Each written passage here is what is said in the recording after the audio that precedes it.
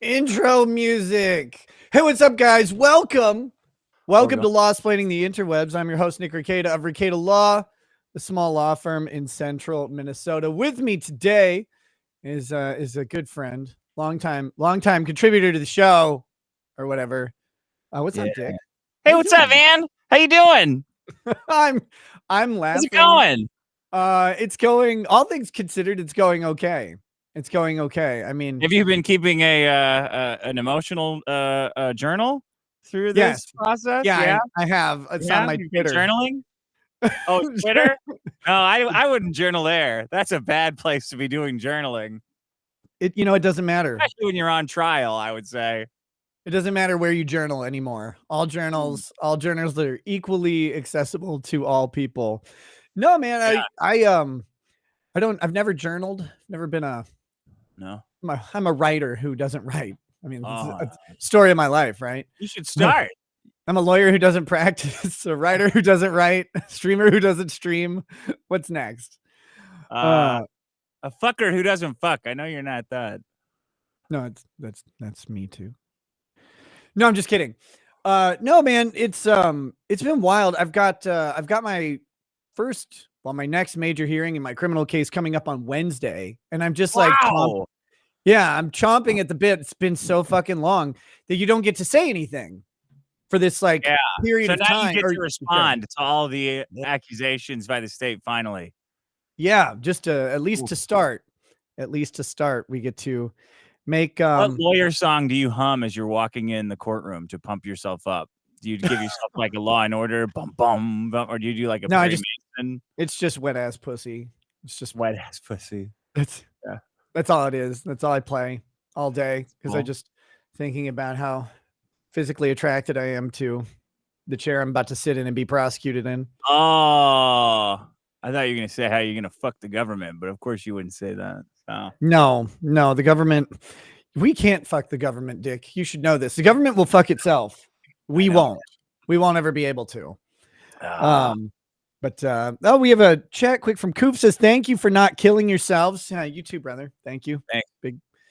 Big ups to that. Man, my head is so big on your stream. My head, look at all, I'm getting really gray.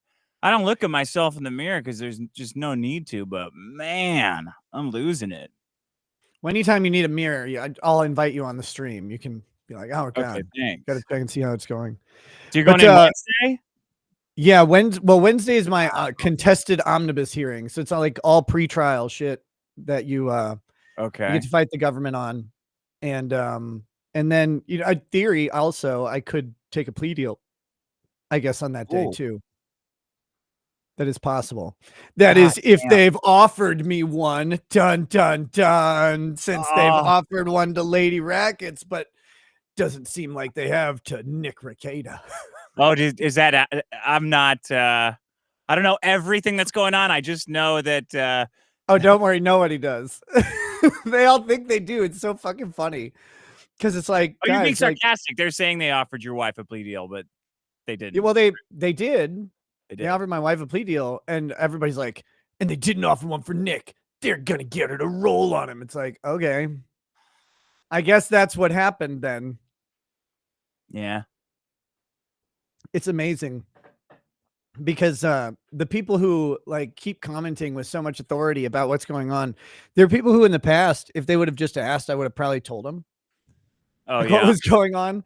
And now they're out there just freaking out about it. And they're being like, this is what Nick's doing. He's like, nope, that's not it at all. I don't know. I like that legal guy, that guy with the one eye on the law and the one eye on the Thai lady boys. That guy fucking Walleye Esquire. What is his? He puts the limp in Pimp Limp. Oh, yeah, he has a limp. Oh, dude, I don't know anything about that guy. He just seems to be on he seems to be on the popular side of the law. Every time I hear from him, he's like, "Oh yeah, this is." You can also find him on Fresh and Fit. Hello, fellow Chads. Yeah.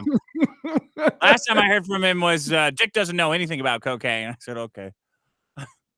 Sure thing. Does buddy. he? You don't know anything about Thai lady boys either, I'm sure.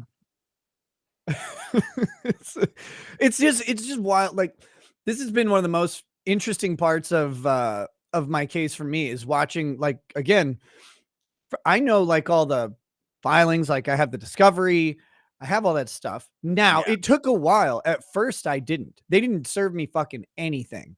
For my first hearings that I had with the child custody part of it, they didn't tell us we had a hearing. Like, I found out the day we had a hearing, I found out that 3 hours before the hearing that we had one. Are they just incompetent, A, B, trying to fuck you, or C, so used to dealing with like poor and retarded people that they just don't tell people anything because they can't explain it? D, all the above. All the above. Seriously. So one of the more interesting things as we were having a walkthrough, one of the times the government was in my house, they get to come check out your house like whenever you want when they have your children, right? And because they just go, oh well, if you want to ever see them again, it's amazing. That's how great, they just gun to your head the whole time. They're like, oh, you want us to come over to your house right now? You want us to do that? It's like, yes, please. Actually, I would love it if you just walked around in it and looked at all the doors or whatever. Children. Oh God. And but one of the times now, did I read that right? Yeah, kids are back home. Oh, that's great. Full time. My parents didn't move in. Neither did Kayla's parents. The rumor, like, dude. So Jesus our Christ, first, look at my neck. Look at this. Yeah, it was, well, my razor broke, and my razor broke. My clippers. You look like Sweeney Todd. Fucking razor broke. Man, what the fuck? You look like that chicken Beetlejuice. My wife did that to me in my sleep because I said something. I was like, I don't really like that. Those pajamas, they make you look fat. And then I woke up like this. My clippers broke, and I had already jacked off, so I didn't want to go looking through my house for a screwdriver with in my state. So I just like kind of you just yelled at it, rigged it, and bashed it, and I don't think I repaired it right. Anyway, sorry. You were talking about your kids. No, it's fine. It's the first lawyers that we had were appointed attorneys because, again, so you get out of jail and they, like I said, they didn't serve us any of the documents related to the child custody case. So we had no idea. We started hearing from our relatives about some hearing that was coming up. And we're like, what is the hearing for? And they're like, we don't know. Like, well, why? Like, what are you talking about a hearing for? We don't know anything about it. And we couldn't look it up because you can't look up child custody stuff. They have it all the names are protected, but there wasn't even a hearing listed at the time we were supposedly having a hearing. So then the government shows up at my house and they're like, oh yeah, are you coming to the hearing today? It's, are you coming to the hearing today? The one about your kids. And it's like, yes. What the fuck? I said, when are you going to actually service the papers? They said, well, we don't have to. And it's like, well, I mean, you kind of do it though. Yeah. You kind of have to, except they don't, because they just have your children and they don't have to do anything like you. And then you have to fight for it. Yeah. And the leverage that they always have is, okay, you can fight, but we'll just make it take longer. Yeah. And it just, you mentioned part 3 where they're just so used to dealing with people who are like dumb or don't speak English or whatever. Not used to the legal system. One of the walkthroughs, the government worker looks around, she goes, we're just not used to dealing with people in your socioeconomic status. Yeah, because you're not supposed to. Like, there's nothing to do here. I said, probably because I didn't stab someone for meth. like the other people you're dealing with is the people who stab people for drugs or whatever. Like, what you guys have done is bullshit. Because the government exists to deal with poor people, lady. That's like, do you guys... Nobody told you guys that, but that's the reason why we have this.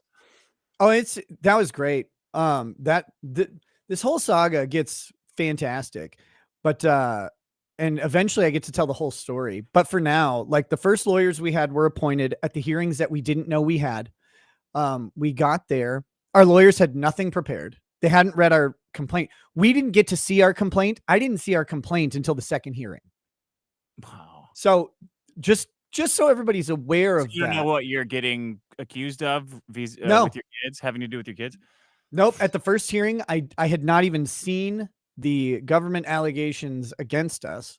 Then at the second hearing, I finally get to read them, and I'm reading them over my lawyer's shoulder, who our lawyers, they're like, oh, we want to do a continuance at this first hearing. We'll give us 10 days to prepare a case. And we got there 10 days later after the continuance. And because they first said, they're like, well, who are your witnesses and what are your exhibits? I'm like, I don't know. I've been in jail. Like, what exhibits do we need? The government has to show a dangerous environment. There's nothing that I don't need an exhibit. I have witnesses. And they're like, well, let's just get the case ready. We'll do a continuance for 10 days and then we'll do it. So we're like, I guess 10 days later, I show up to court and my lawyer looks at me and she goes, what are your exhibits and where are your witnesses? And I said, excuse me, that's your fucking job. Like, and I had been in contact with this woman. Like, I had spoken with her between hearings. What's like an example of a, like, what was she supposed to have had in that time?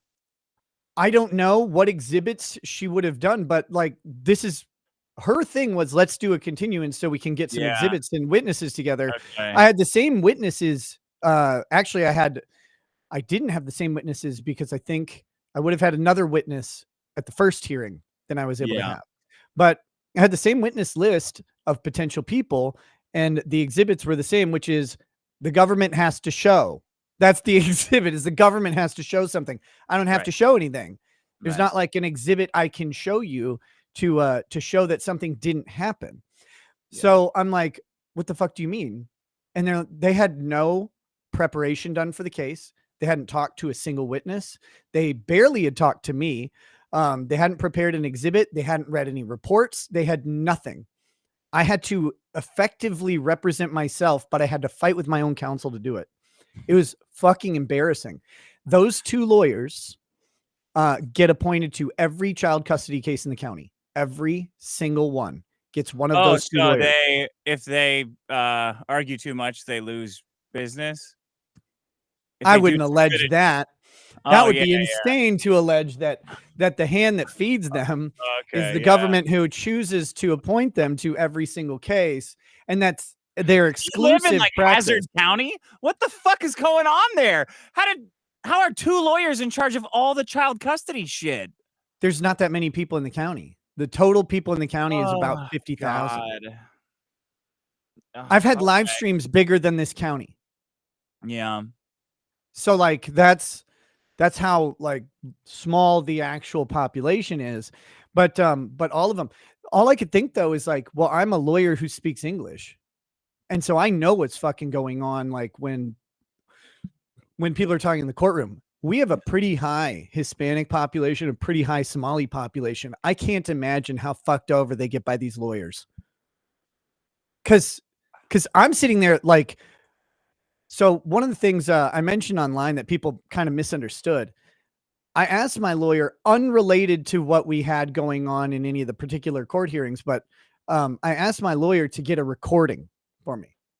I said, I'm entitled to that recorded conversation.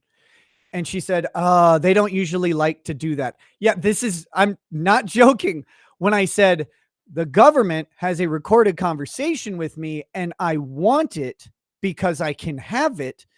Right. She goes, they don't usually like to do that. And I said, it's required by law that they give me that conversation that they have. It's such an odd way to phrase that. So I said, your job is to get that.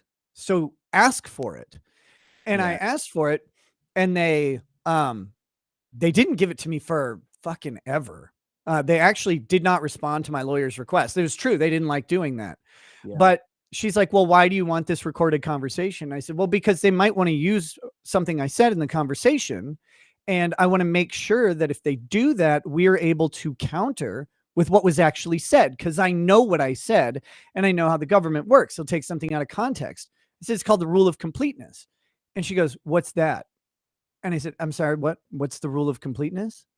She says, yeah. And I said, well, if they use like a piece of evidence against you, like a portion, like let's say you write a book and they use one sentence out of the book, but there's surrounding paragraphs that make the sentence kind of important or change the meaning of something. The rule of completeness allows you to introduce enough evidence to complete the actual fact that you're going with? And she goes, in all my years of practice, I've never heard of the rule of completeness. That's not. And I about put a fucking gun in my mouth, dude. God. She had no idea. She didn't know the actual rules of evidence, the basic rules of evidence that exist. None. She did no preparation. Didn't talk to me about the case at all. Didn't do anything. Yeah. It was you got fucking paid though. Not by me, thank Christ. Yeah, by the government. That's fucked, man. Yeah. And so yeah, it's been fun. It's been especially fun, like, because there's this Kiwi Farms account, Minnesota Public Records, and they keep releasing documents from my case. And then what happened is, like, the case got sealed. So they ran out of documents to release. So they had to break up the last one into multiples because they're like, but the thing is, they're milking this. So it's not a document. cop? I figured that was a cop. I guess if they don't have access anymore, then I have no idea who it might be. None at all. None. But no, so the thing is, they only have access to a couple documents, and then they don't have any more. And so they've been trying to milk this last one, which means that the document they're releasing is the transcript from a hearing that happened on June 7th, but they're releasing it in parts. Oh, so okay. So they're really fucking everybody up because everyone's on a time delay now. And the funny thing is, they're like, oh, this is stupid. This is really going to fuck Nick over. And it's like, wait, but like, I know my kids are back. Yeah. Like, so like, oh, Nick's really going to get fucked by this. Like, well, that didn't happen. The funny thing is, I know it didn't happen because I remember when the hearing occurred. Oh, they're back and free and clear. There's no more kid thing at all. So all of that was for no reason. All of it. Like all of this hysteria over your case amounted to nothing. There's a statute that says if a controlled substance is located in a home with children, the children are presumed to be in danger and need to be removed until the danger is resolved. That's different from child endangerment, the crime. The crime of child endangerment would have the requisite intent and knowledge aspects of criminal law attached. Okay. So here's the thing. In our case, a search was conducted of our home, right? Yeah. I'm not going to say that the search was necessarily valid, but that's a court argument. But a search was conducted of our home. And during that search, the county sheriff alleges they found a controlled substance.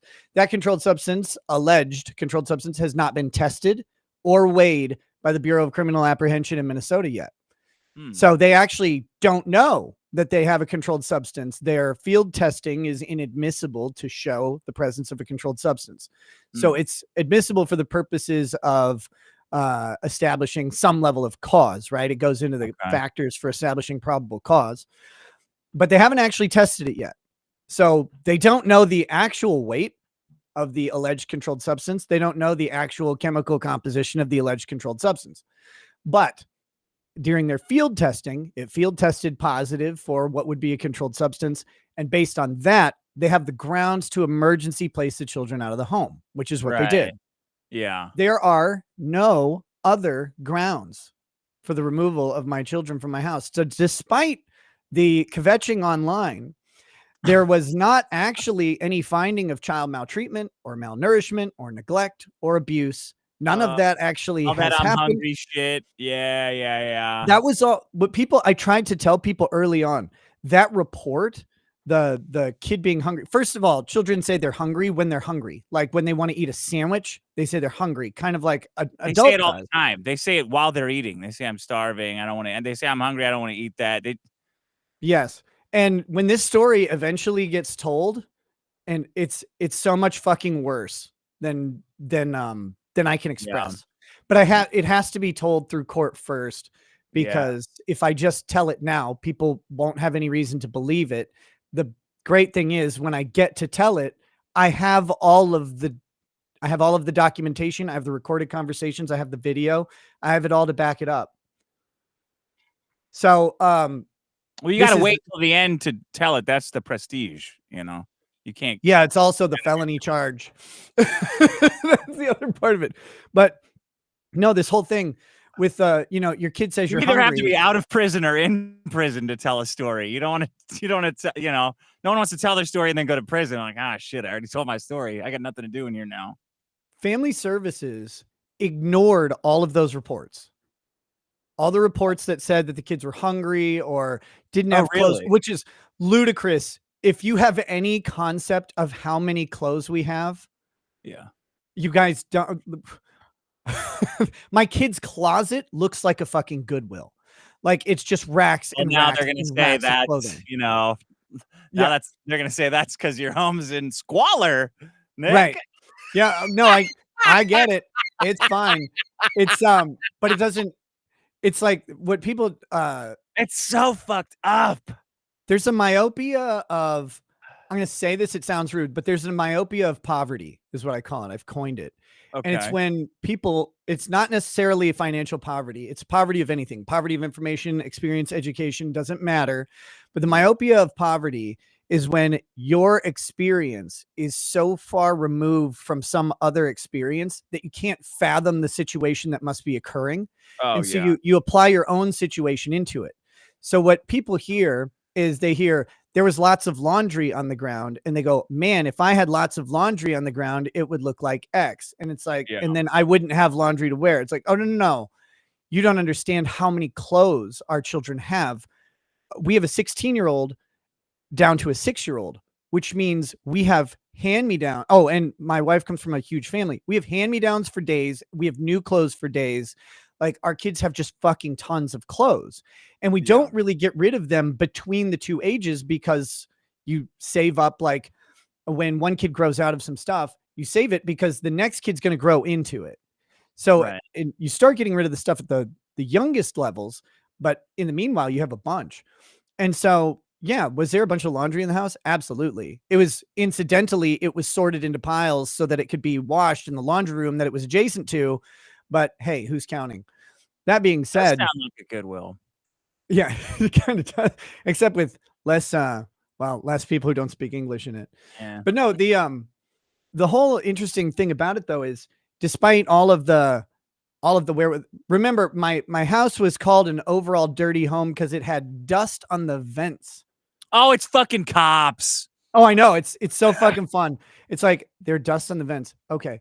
But all of that stuff about the hungry kids, the not having clothes and all that was all ignored by CPS. It was all ignored entirely because there was no basis to it.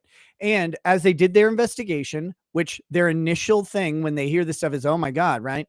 They did their investigation and continued to find that there was no basis for any of it. In fact, what they found were 5 children who are all above average height, above average weight, above average intelligence, who do very well in their studies, who are wildly involved, or their parents are wildly involved in their lives. Every single fucking interview that they had said one thing over and over. These kids really love their parents. The parents really love the kids, and the parents are always around for the kids. They're always there. We're at everything. And our kids are involved in tons of stuff. And in all of that, they're like, yeah, the only thing they ever had was there were drugs allegedly present in the home during this search. So once those were removed, it was a matter of, that's an interesting story. Yeah. That's a very interesting story. And it got more interesting recently. Yeah. It could only be interesting when 1 out of 5, the middle kid, has coke-hair tests. They're not. That's not the middle one. It's the next to. It's the next. Oh, it's the next to youngest. Yeah. And see that. What's funny though is that despite that, the county never actually alleged that the child had done cocaine. Yeah. Or ingested it in any way. And they didn't even allege that we exposed the child to it. Here's why. They can't. A hair follicle test can't tell you that. Yeah.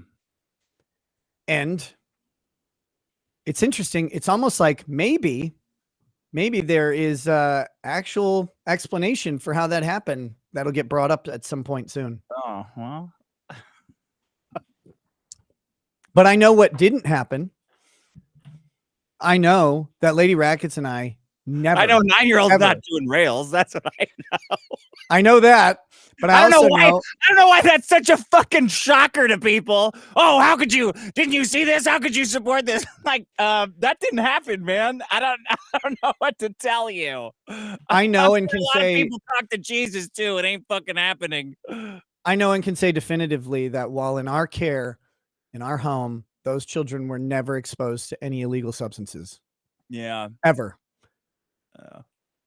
Another thing that's fun is like people, I mentioned that at one of our hearings and they're like, why would Nick say that? Is he trying to head it off or mitigate it? Cause he knew the test was coming. No, it's fatter. If you're going to do null, you got to sound fatter. Why would I say that? The funny thing is their best pedophiles over there at Kiwi Farms. They're sending they're sending the convicted ones. The amazing you're thing gonna is send your pedophiles out on these ops, on these pedo ops. You got to send the ones that don't have pedophile records. If they were to read just a little bit before that line, because there's a line that I said in court, and I said that the children have stated that if they were exposed, it would be from someone else. Yeah. The only reason I stated that line is because that's what the state wrote. Yeah. The state wrote that down in their complaint. I was reading that line from the complaint.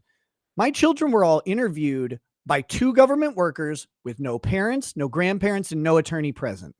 Yeah. Not even a guardian ad litem was present. They got taken out of the home when the cops showed up. Yes. I mean, I know it always needs to be repeated, but cops are extremely incompetent. Actually, they got taken out of the home when the cops showed up, and then they were brought back into the home several times during the search. Flying around, really? Good job. Good job, officers. Cock and Cock Knuckles. During the search, the children were brought into and out of the home several times. Great.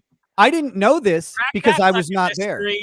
Yeah, it's the shit around the hair test is so aggravating because people just have no idea. It's not a piss test.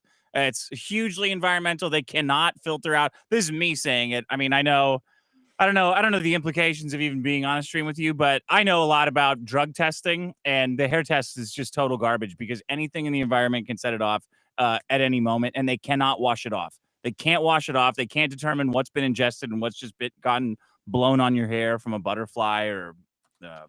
It's amazing. But the reason that I mentioned that, like, people are like, what's he trying to say? I'm like, I'm trying to say that according to the complaint the government filed, the children who they independently interviewed with no possible parental influence all said that they've never seen drugs. They've never seen their parents intoxicated in any way. And they have never, and if any exposure were to have happened, it would have come from contact with someone else. That's what they said. Actually, though, what I've learned is that line that the government put in their complaint was a lie. Not a single child said that. That line was sort of fed to them by a county worker. Yeah, a county worker, because it's not something 6-year-olds tend to say, or 8-year-olds, or 11-year-olds, or 13-year-olds, or 16-year-olds. It's just not their normal experience to say that. But it is a county worker who tried to get them to say what they wanted them to say. God. And again, and people are like, oh my God, Nick's saying all this stuff about these people. I sure hope he's there. You know, does he know about defamation? It's all recorded, guys. All this shit's recorded. I'm very fucking confident in saying all of it because it's all recorded. But the kids never actually said that. The government put that in their complaint and it wasn't true. Shocker. But that's the reason that I said it in court, was because, hey, you even say in your complaint that the alleged victims, the children, have never witnessed any of this. In fact, they didn't ever present a single witness who had. Not one. Not one witness was able to ever say that Lady Rackets or I had engaged in any illegal activity at all. Not a single witness presented by the state in our family case was put on record for that. No one was brought up at all. It's amazing. It's amazing. So yeah, when people are like, Nick's never getting his kids back and all this It's stuff. amazing that they have to take your kids away for a month for like something this retarded. They don't have to. Oh, they don't have to? No, they could have returned them right away. Because okay, so let's go through the steps. Okay. Allegedly, they found this substance. And I say allegedly because, again, it has not been tested. No testing has been done by the Bureau of Criminal Apprehension in Minnesota. Yeah, right. So the government hasn't even performed their own tests on it. So allegedly, they found this substance that they believe merits an emergency placement. Well, we can presume that the county sheriff's department does a fantastic job and removes all of the dangerous things when they do a search.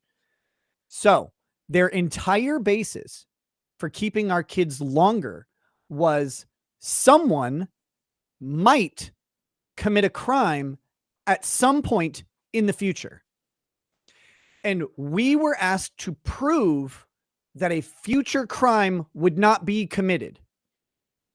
How? Good fucking question. Because when you ask them, what do you need? Because that's all we asked the whole time. What do you need? What do you need? What do you need? Yeah. What do you need? They didn't have answers. They never have an answer. Because how do you answer that? Yeah. What do you got? They go, well, we want to make sure it doesn't happen again. It's like, yeah, we're with you on that. What do you need? What do you want us to do? Want to come look in our house? You want to go search through every fucking thing?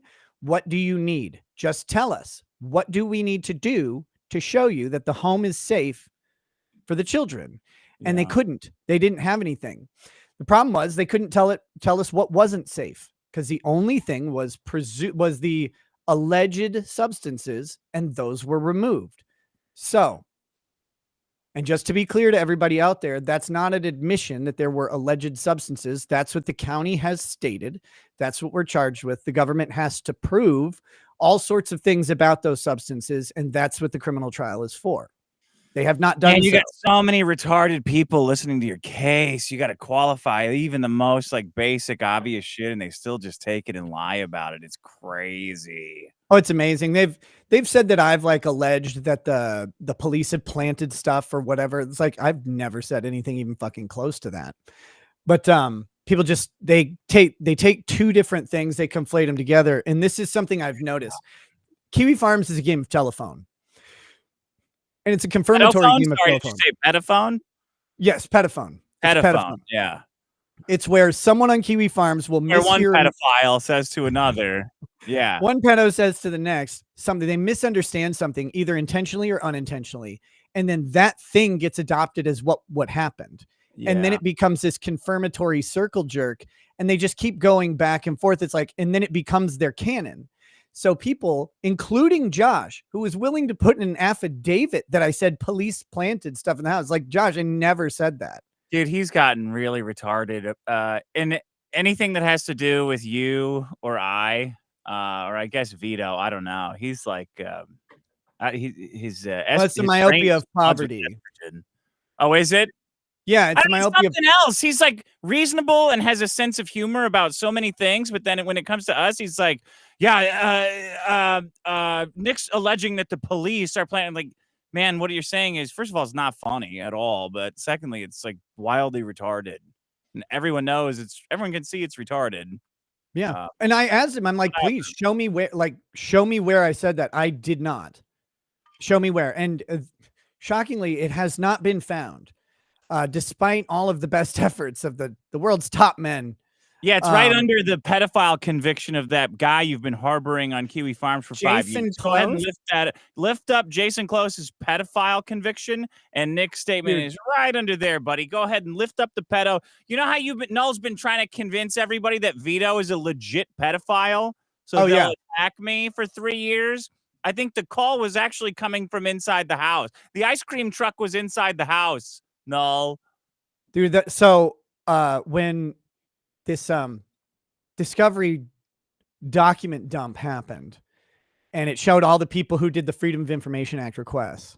Yeah, buddy of mine just immediately sends me a thing. He's like, guess what? Ran someone through a database. The database is Google, and it comes up with the registered offender thing, and the addresses match. The literal first fucking person is a pedophile. And I laugh. I'm like, of course it's a registered pedophile. And so I'm chuckling. Yeah. And then I look at the request. as a volunteer reporter for Kiwi Farms. And I'm like, Yeah. it could not have happened funnier than that.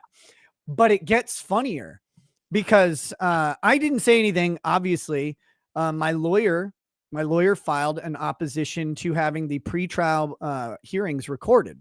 Okay. Because there's a rule that says that they shouldn't be.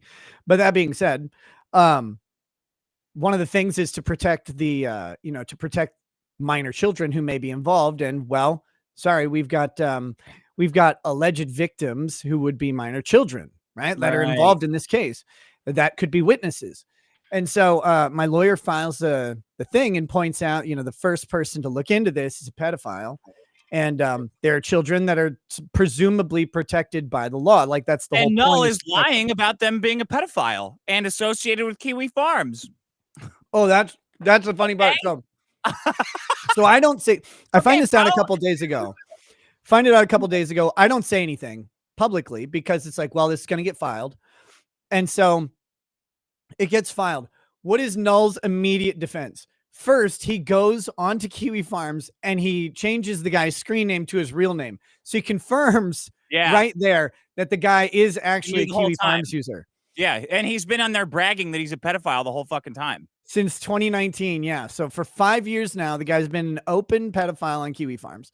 Not only that, Null then goes to my locals and he searches for this guy and he sees that he's a quote unquote member for 2 years. And he's like, no, he's actually a member of Nick's private locals community. And it's like, well, first of all, 2 years ago, that's weird. That's when a bunch of Kiwi Farms people started having masturbatory fits about my locals page. Yeah. Okay, that's funny. And then I check, and of course, he's an unpaid member. He never paid a penny. He wasn't. So on locals, you can go and like money on child porn, I guess, or maybe he gave it to Null for his weird lawsuit that's not happening. He's homeless and on disability. A Kiwi story. But no, so the funny fucking thing is he was not actually a member of my locals. He was just you sign up with your email so you can get like updates. Yeah, I'm on that. Yeah, you can't chat, you can't comment, you can't do anything members only. But he has over 900 posts on Kiwi Farms and he's won 25 trophies. He's won trophies for having such a strong like to post ratio. And he's a known convicted pedophile with 135 counts of pedophiliness, of child assault, by the way. Horrible. Not a horrible person. Trip at a playground and his dick popped in someone's ass. Aggravated pedophilia. And so Null's like, look, he's a member of your community. He's like, nope, not at all, actually. No, he is a full-fledged member of your community, one of many. A celebrated one. But here's what's even better. It's almost like Kiwi Farms has this way to see stuff about a person. Like here's his trophies where he's thought-provoking because he has 500 or more posts with at least a 1-to-1 ratio of likes. Well-spoken, over 100 posts with 1-to-1 ratio of likes. Received 250 likes. Received 100 likes on your post. Received 50 likes. His reaction score is positive. 860. He's a beloved member of the community, man. Here's what's really good. He's their Dennis Hastert. You can see his postings because Null has this great website where you can see the postings and you can go and read about him and read what he wrote about me. And it's all negative. It's all negative. Going as far back as you want to go.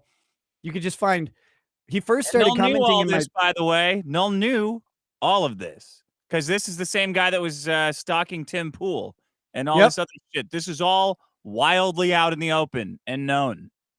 So if you go back to here's the beginning of his chat history. Come on, we'll get there.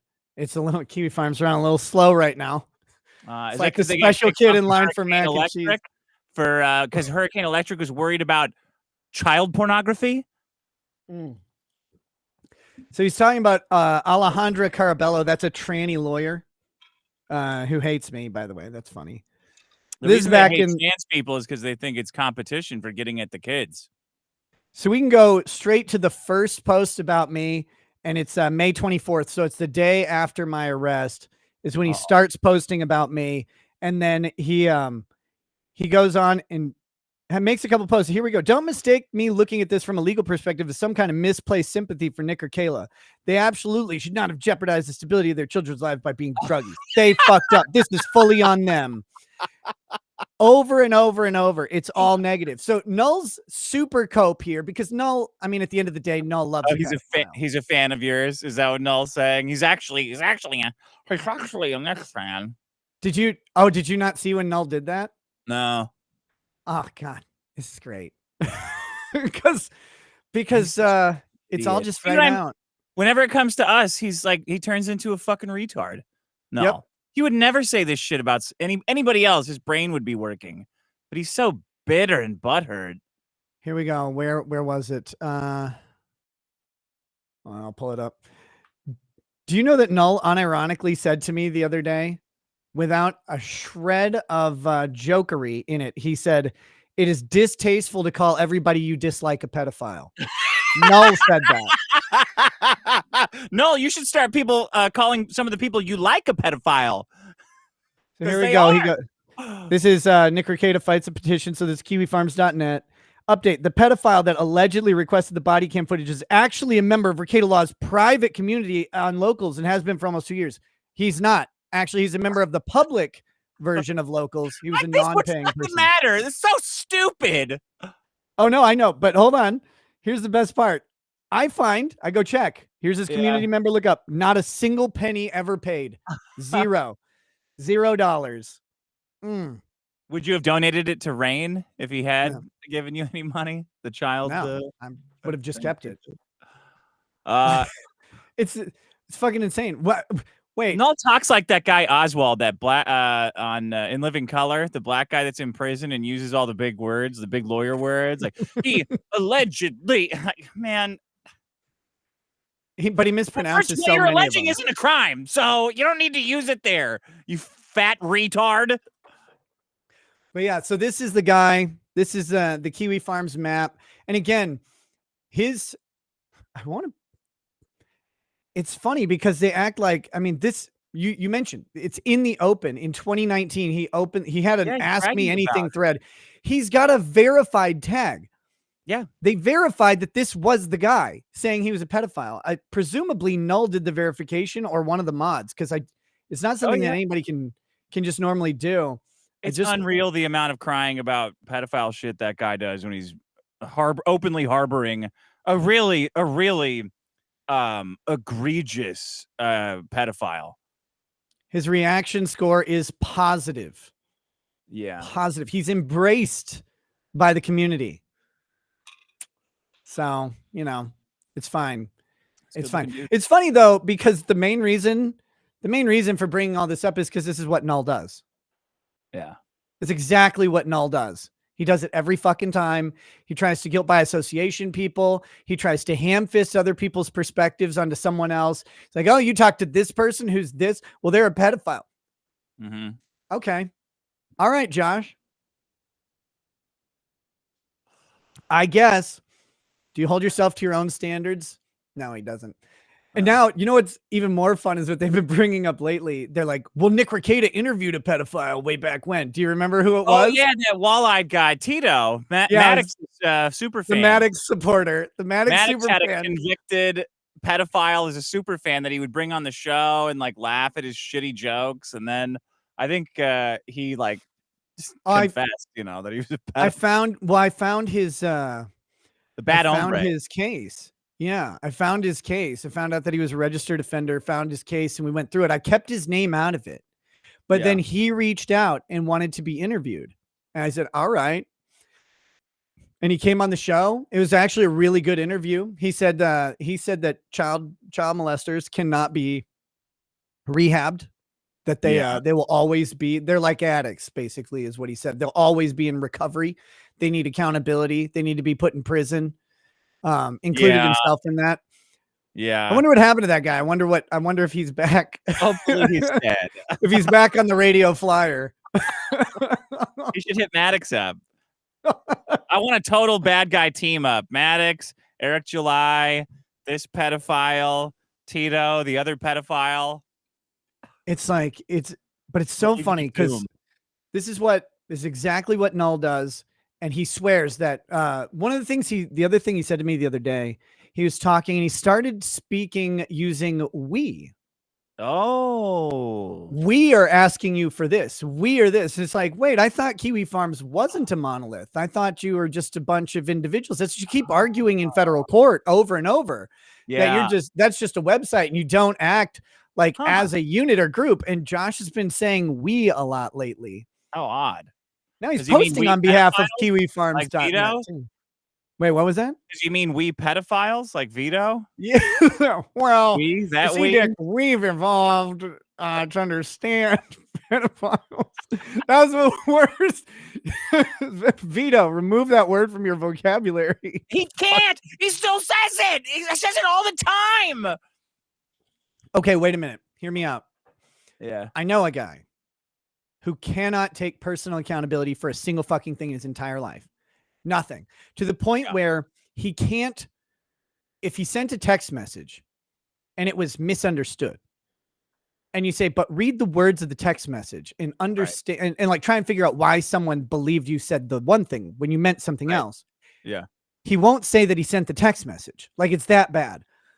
When this is a real person, when they had anything to ever admit to, they would always say we and we do this, we do that. Yeah, Vito does that. It's like, exactly, you're an asshole. Yeah, you don't like sandwiches. We over here, we prefer soup. It's like, wait, don't put me included with your I do love soup, but don't make every time I ask him about his comic, like, is your comic coming out now or ever? He's like, well, we're trying to get it out. I'm like, well, who's we? Who's we? You. I'm talking to you. Like, well, we really think that we have something for, by the end of the month. Like, okay. Well, what do you think? Do you think we knows what they're doing? Because I don't think we knows what they're doing. I think so. Maybe that's Vito's problem. He's a we guy. Like he can't have the personal accountability at all. So it's got to be we at that point. Did you read Noel's post where he talks about how he's worked out one time in his life and he'll never do it again? And it was on that day, how many push-ups did he do? No, you got to do more push-ups than this guy raped kids. How about that? Then your forum members have raped kids convicted, not just raped kids in general, because that could be. I couldn't even do that many push-ups, but convicted in court of raping kids. It's a disturbing trend that keeps happening on the Kiwi Farms. I'm noticing. It's like it just keeps. Nick, it really is, because my community expels pedophiles. They don't even pay to join mine. Yeah. We don't give them awards and stuff. We don't send them into court to do our important legal filings. We say, hey, don't do that. Get away from me. Get the hell out of here. Some lawyer allegedly licensed in Minnesota offered to professionally record the hearings on behalf of Kiwi Farms, but he wrote some other attorney's bar number down. Happens all the time. It happens all the time.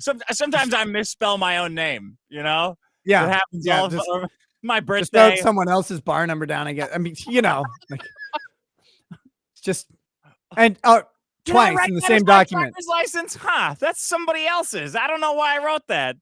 Twice in the same document, he wrote down the other person's bar number. It's not like he just fat fingered it.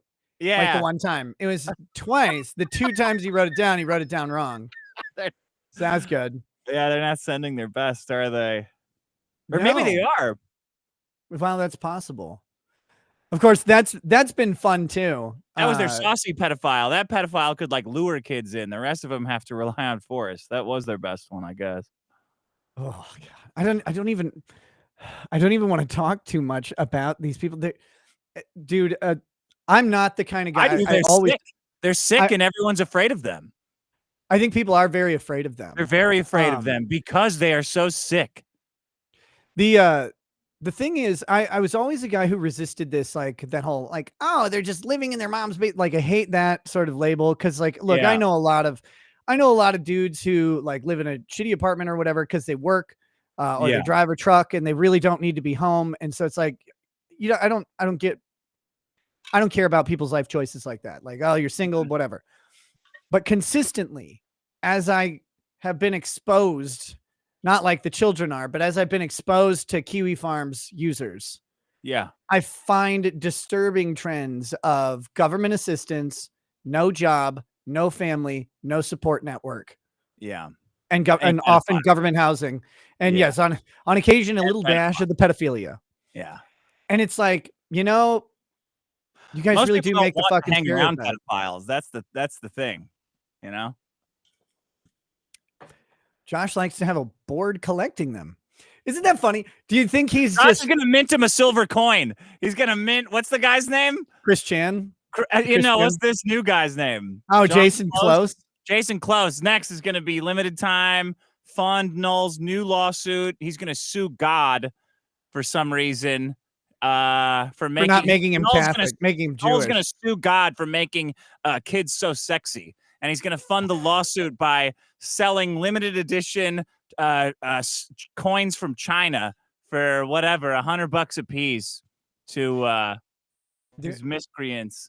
Do you remember the 8chan drama with Josh as a moderator over on 8chan? Only a little bit. Only that everyone was mad at him and he had an explanation for why it wasn't. The reason that everyone was mad at him was because he moderated like the Chan / the slash pedophile board. Oh, that's where he's like, look, I took out their ability to share pictures, but I wanted to give them a place to talk and vent their pedophilia or whatever. That was the thing. He was like the moderator. Did he say them or us? I don't know. He might have been saying we back then. I'm not sure. That's bizarre. But he would always, his defense was, well, they couldn't post pictures, so they couldn't post actual kid porn. And people were like, but dude, you gave a space for a bunch of pedophiles to like just hang out and talk about pedophilia and meet each other like kids and like plan shit. And do you remember any of the early fucking Null posting that was done? Like really early, where he talked about being into Shota and shit like that. Like that was the only way he could masturbate. That's why it's Broke Dick Farms, right? Was because I didn't know he talked about how these were old posts. I'm sure he was being satirical, how his dick didn't work anymore except when he would masturbate to Shota, which if people don't know, Shota is the male version of Lolly. It's an underage boy that's drawn in an anime style. This type of stuff Digibro was talking about. Why is he talking about that? I don't know. I don't know. But those old Null posts, they're really, really, really interesting. I'm more into his N-word posting when he melts down and says he's the N-word of the world. Did you read that one? Vito had like a really heartfully tearjerker reading of that to some violin music. Yes, Null the world's most nobody likes him, and he only gets only the worst reprobates and pieces of shit like him, and nobody that anyone respects likes him, and this is just his lot in life. Real sad. The most banned queens is, just to be clear, libertarian NPL. I guess it's non-practicing lawyer. That's me. By definition, I'm a practicing lawyer, which is funny, but keep going. From Minnesota is complaining to a MAP's defending ass about a convicted MAP engaging activity that is not doing illegal or unconstitutional. Remember all the minor attracted persons you defended, Dick? Remember all those? Did I? Yeah, probably. I mean, yeah. I think it's fucking funny. My general philosophy is that everyone should be killed on Earth. So I don't know how, like, I pray for an asteroid to hit the Earth. You had the very controversial opinion of this thing is not defined as child porn. Oh yeah, Cuties is not child right, porn. as evidenced by, I think it's still available. Pretty sure, yeah. Pretty sure they're going to start running an ad campaign that it's the last month you can watch it on Netflix. And all of the all of the lawsuits against it, where like the Texas guys like, oh, those all failed on First Amendment grounds. Yeah, and like you have the very controversial opinion of like, well, it doesn't actually fall under the law as child pornography. Yeah. Oh, I made it even worse. I said, well, the woman who made it to help mothers and young girls talk about how men want to rape them. Yeah, and that they shouldn't act like whores online. Right. It was like, and the funny thing is like, you know what? I agree with you. Yeah. I just think you did it wrong. Well, yeah, you know. I think that I hated the like production of the movie. I didn't watch it. So many people had to watch it to find out. They're like, they're like, oh, I got to see how bad it is. They watched it and they're like, it was awful. It's like, you didn't get that from like the trailer or the poster? Let's ask Jason. Let's ask Jason Close if it's. Let's ask him if he's jacked off to it or not. No, you shouldn't have. You pussy. You shouldn't have banned him. Ask him if he's jacked off to cuties. Let's determine this once and for all if this is child porn or not, or pedo bait or not. Was it on his laptop? Yeah. Was it on the laptop? How many times does he watch it on Netflix? Ask him. Because if it's child porn, he's not gonna. I mean, I've watched the same Hitomi Tanaka videos about 10,000 times. I don't need more. Oh no. If you watch my interview with a convicted child porn collector, you find out that they need more. They do. Yeah, and that's weird. This guy, I was reading through one of his documents. I don't have all of them yet. I was reading through one of his documents, and the special agent who was investigating this guy's laptop to find out the Jason Close guy, to find out about all the kid porn that was on it. They talked about how they guard their child pornography as prized treasures and possessions. Like that is a common thing to do. And it's like their currency? Like it's literally beyond the pedo dome. So when I would do I used to do this series. I'm going to bring it back soon because it's fucking interesting, even though it's horrifying. It's how to catch and convict a predator, right? And you go through the federal documents that are all available on Pacer for a registered sex offender. Just pick one. It doesn't matter. You just pick one. They're all horrible. Oh. And what they do is they talk about how they obtain their collections. Because you notice it's never a guy with like, he's got 4 pictures of an underage.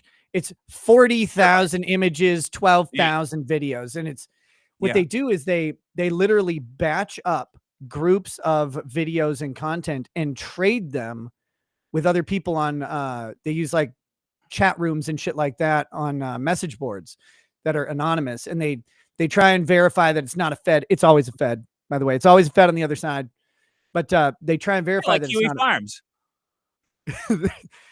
Can you imagine the number of feds that have to be on that site?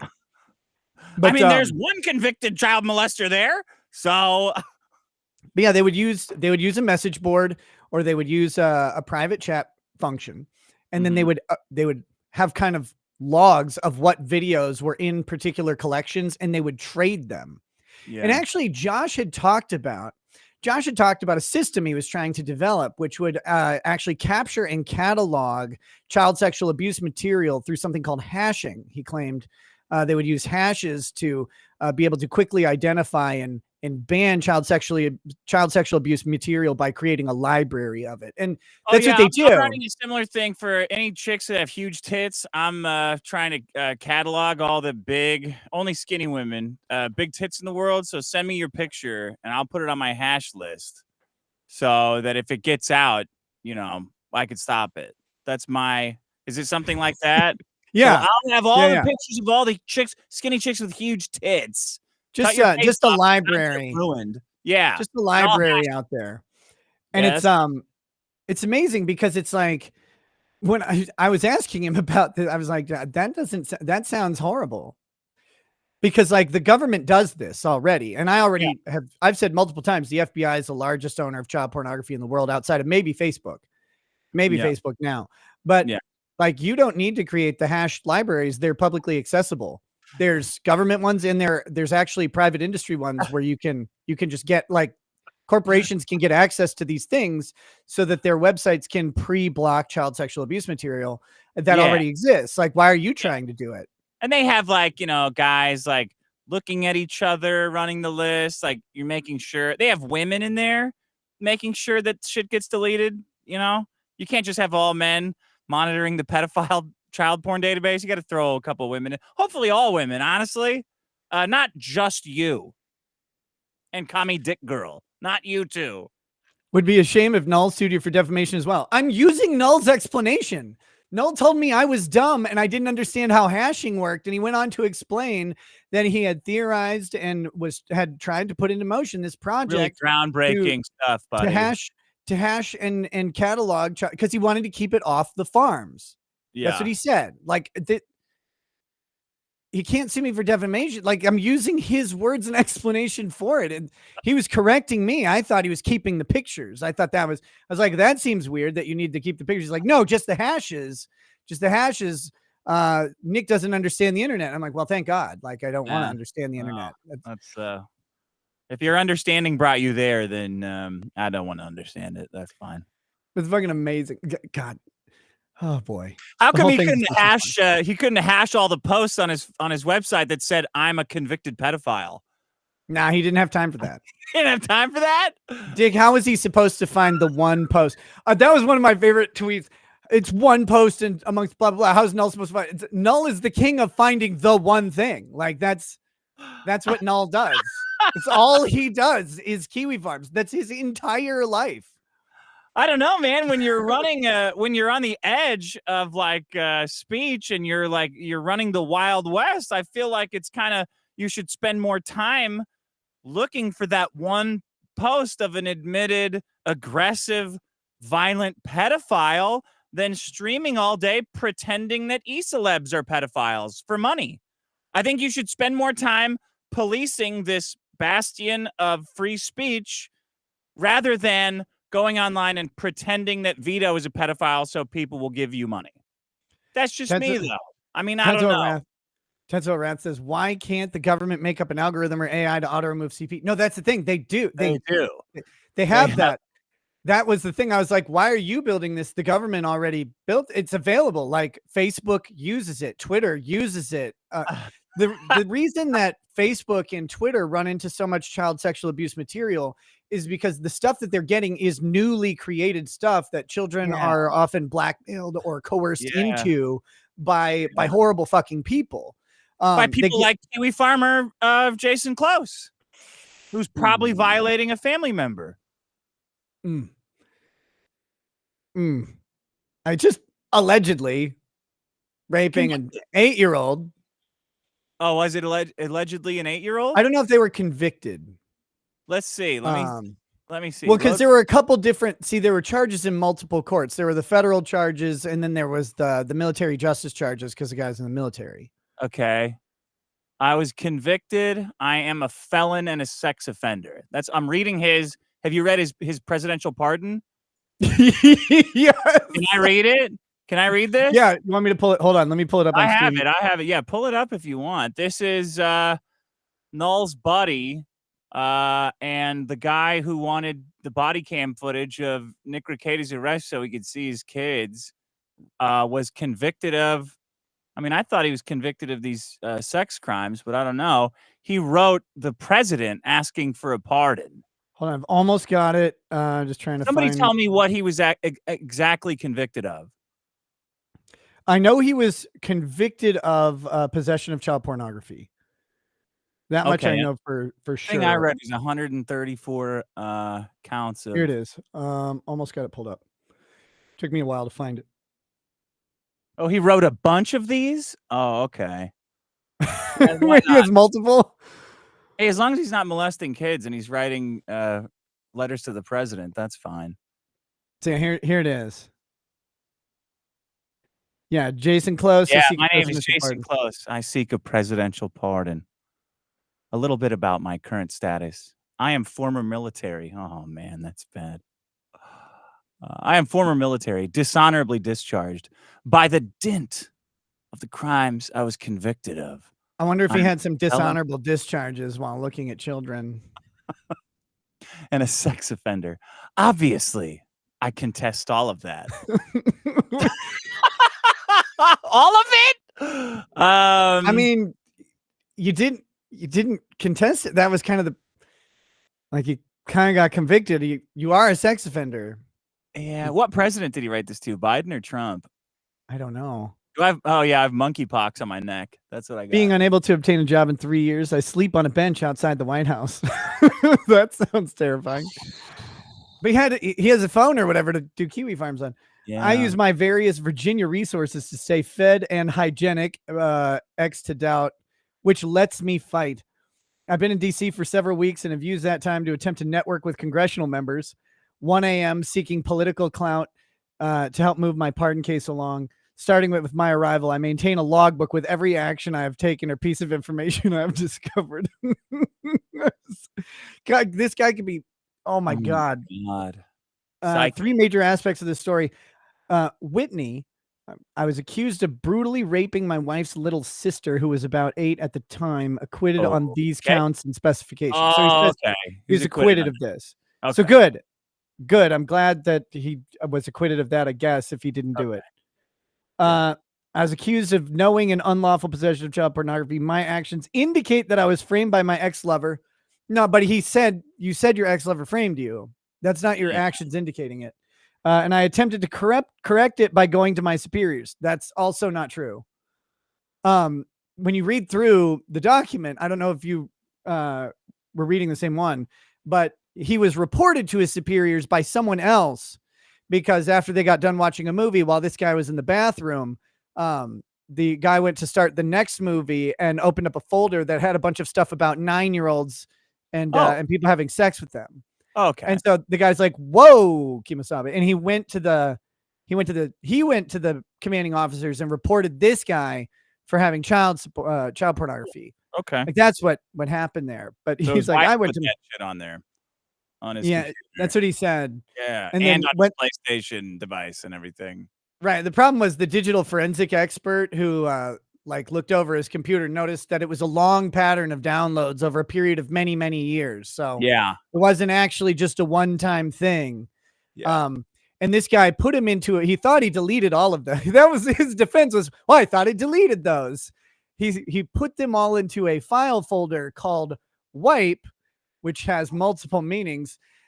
Put it into a file folder called wipe and thought that they were deleted. But as it turns out, they were all just saved in the file folder called wipe, not actually deleted because they didn't go into the trash or the delete folder. They just went into a folder named wipe, which is probably a reminder to whoever found his laptop if he died of autoerotic asphyxiation. It's like, please wipe this. Like the bro code of death or whatever. Fucking dude. And he's like, I was framed. It's like, I don't think so, man. By the way, legal advice. If you ever think that like you were someone like framed you and sent you like child pornography, destroy everything. Destroy all of it. Bro. Don't like, well, I can delete it and just save the hard drive. Nope. Yeah. Don't save the hard drive. It's not worth it. Didn't Get rid of make everything. a video on what to do if you have child porn to get rid of it completely? I think the Quartering made a video giving advice for people who had child porn. Did he really?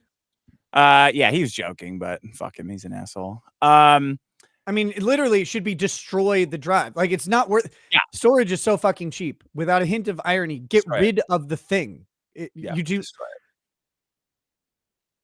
Okay, this is somebody just sent me his excuse for. I'll read this when you're done. I think it's a different document. He blames his insomnia for all the child porn that he downloaded. Wait, what? Because he was sleepy. He was a sleepy boy. So wait, what did he just need like help jerking off? Like to relax? That's what I thought at first too, but I don't know. I'll read it. Read that one. That's good. Where's that? Hold on. Is that down lower? No, I'll send it to you. It might be in a different document. I don't know. Yeah, I don't have. Yes, it is. Oh yeah, send me that.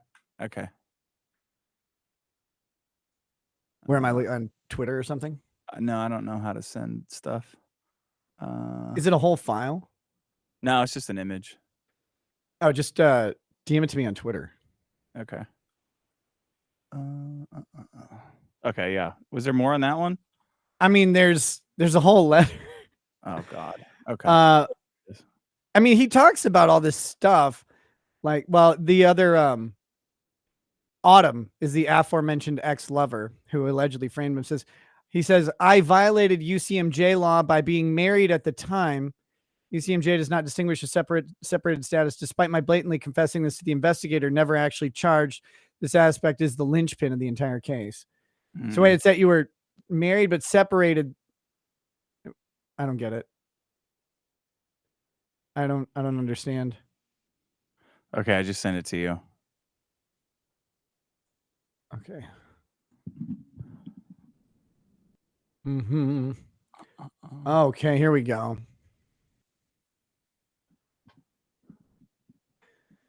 So he says the final week of November 2012, less than 2 weeks after my fail out of the mental health program. No. Wait, he blamed the judge because the judge was molested as a child. Yeah, he did that. Staff Sergeant, well, SSG, I guess it's Staff Sergeant. I don't know. Durham and I had an easy mission to watch some military equipment each night that week. We were authorized to watch movies on our laptops. My laptop was stronger, so we used mine. Because of the sudden but temporary change in my sleep schedule, I did not take my sleep meds between shifts. I was unaware of the rebound effect and fell prey to massive insomnia that week. Sleep. The final day of our... I just said, look, I've had insomnia. Kid porn was never on the menu. Never happened. The final day of our particular week, Thursday, I tried and failed to sleep. I decided to do a more or less routine cleaning out of my download folder. Oh, no. I came across an ambiguously named archive that is a single file containing one or more compressed files. Oh, okay. I extracted it to examine the contents. For context, it is routine for me to acquire a number of related but independently released tools when developing a new script. What? I compare and evaluate to see which program would fit my needs, and these are usually distributed via archives due to space and bandwidth considerations. It is not unusual for me to have a eureka moment with one. Ew! That works and leaves the rest of the files littered about the download folder. Oh, no. Wait, what? So he's saying that he had this archive in there and he had a eureka moment and just left. No. He left this archive of child pornography from some other collection of developer tools. It sounds like. Developer tools and developing scripts. I know. I heard that part. He's working on his HVAC repairman degree. Yeah. So he's... In this case, the archive contained child pornography. I'm gonna... Wow. Someone just spilled their child porn all over my hard drive. Wow, yeah, this was Linux. How did this all get in here? Here we go. I panicked. and adrenaline flushed through me. I moved the archive and the extracted files to my previously established location to point my secure delete program at. I executed the secure delete routine. Oh, what the fuck? Buddy, you should have secure deleted it with a 9mm. Like, what the fuck were you doing? He's like, look, so what happened was the archive, it just spilled child pornography all over my folder. So I went through and meticulously found them all, and I moved them all to my secure delete folder. That's what I did. I just moved them over there. Nobody has that. Nobody's got a secure. What were you downloading that accidentally had child pornography, though? But he's acting like it's a bowl of Cheerios that spilled on a kitchen table. It's like, oh, there's just child porn everywhere. What was I doing? I didn't know what to do. I just had to gather it all up, like scooping it into my hand, and then I put it in the secure delete folder. Oh, no. It's oh no, it's all berries. Remember when Captain Crunch did that? Like, oh no, it's all child porn. The Soggies have gotten into the factory. This is fucking unreal that this is his explanation. It's like, because it's like a hacker's version of what happens on a computer. He's like, oh god, I just clicked one thing. CPS. There's just child porn. Good Christ. This guy was an army guy. He was in the army. Yeah. In my sleepy but twitchy state, I neglected to pick up on the fact that one file was a torrent. My torrent client automatically detected it in the download folder and did the job it was pre-configured to do. It's like, oh god, my torrent file just automatically sent out all the child porn to everybody else. I'm gonna start swinging my arms like this, and if I happen to find some child porn, I'm gonna jack off to it. So the child porn spills all over his files. He cleans that up as fast as possible and throws it into his secure delete folder. But his computer was too wily and fast for him and found the torrent file and just sent it out to everybody too early. Yeah. A torrent is a binary file, non-binary now, it's 2024, you bigot, that acts as a sort of pre-made playlist of files to download and also lists potential sources from which to do so. The client downloaded another illicit archive without my awareness of that matter. What? He's saying his torrent program went rogue and searched for Started child downloading porn more for child him. porn. Wow, Yeah. that's crazy. This all occurred within an hour or so of SSG Durham's expected arrival at my house so that we could go to work. Now that the adrenaline had left my system, I was sleepy. So I simply sat back and closed my eyes until it was time to go. No, Because he jacked off. Because he jacked off to the child porn. Oh, no. Oh. I think he's got his medical terms wrong. Oh, sleepy. Perhaps I slept, but not deeply and not for long. Perhaps I took my seemingly clean computer to work for our enjoyment on the detail. At around 7 a.m., as I did checks, SSG Durham was alone with my laptop and went looking for a new movie. Unsurprisingly, he found the criminal file in the pre-configured download folder. This is the only instance of the archive file being opened as well. Yeah. Right. I mean, what the hell does that mean? Just fucking amazing. Wow, what an unlucky, what a Mr. Magoo level coincidence. This poor guy. Oh, God. God, I don't know how to use my computer. Oh, I'm getting hit with a sleep spell. Oh, this adrenaline. Oh, no, look in there. Well, I guess I'm going to prison now. Look, I was just walking downstairs with these 2 44-ounce beverages. Oh, God, there's child porn all over the place.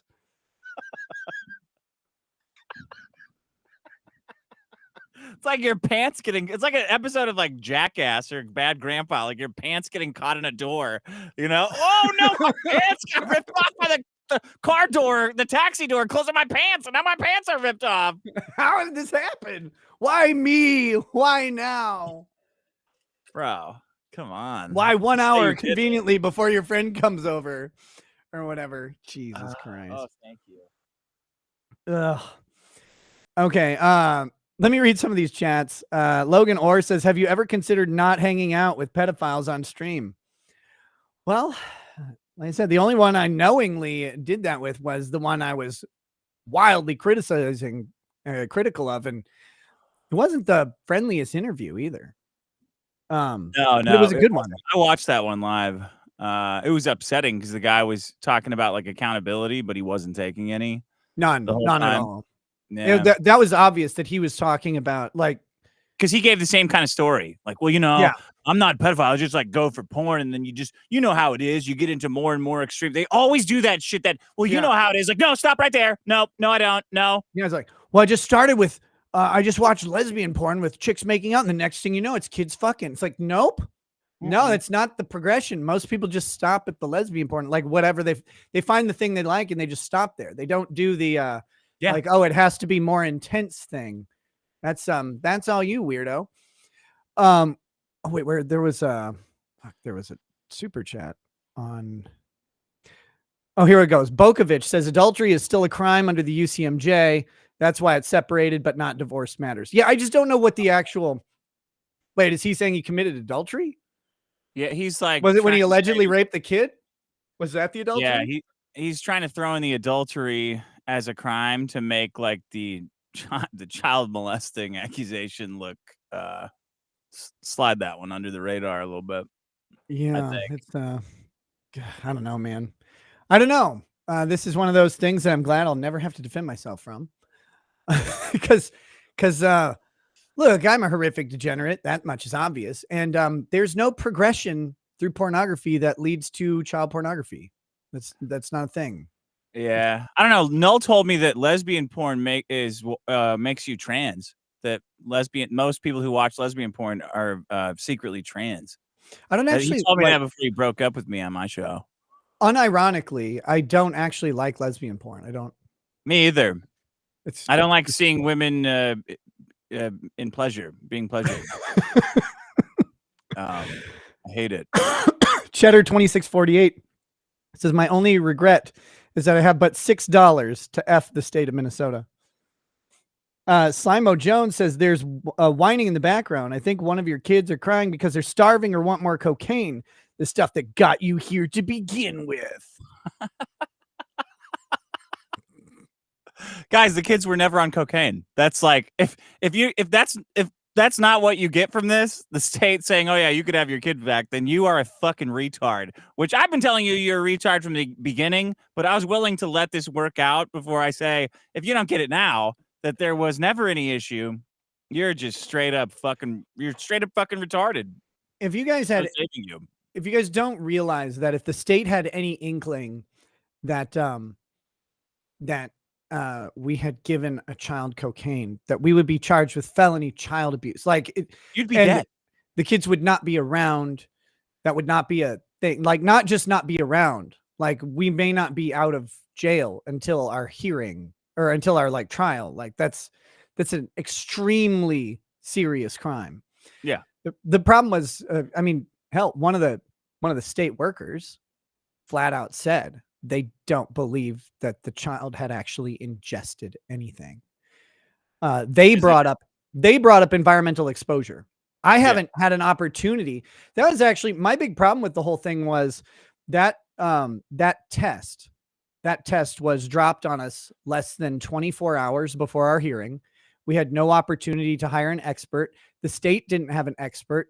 And we didn't have, that was the point of my entire objection was all I wanted was an objection to the admission of any discussion about the test until we could have it reviewed.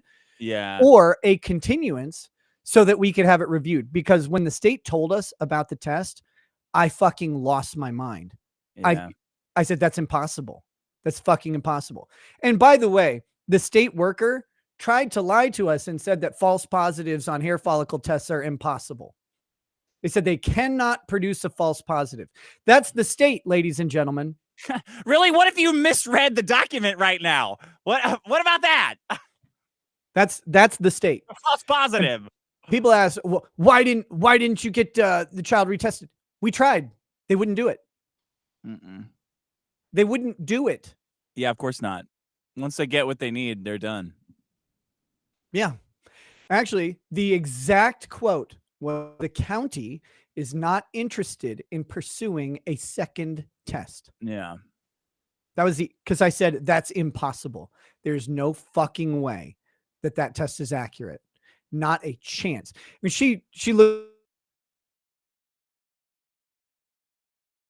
Oh, are you robot-y for me or for everyone? I can't tell. You're about to say something good, though.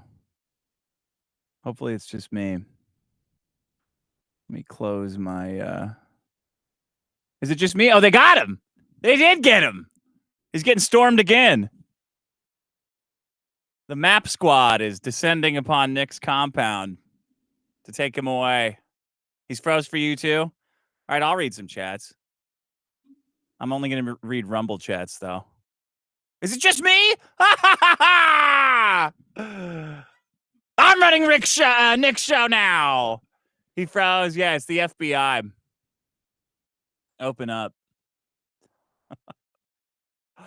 Oh, I'm so happy the kids are back.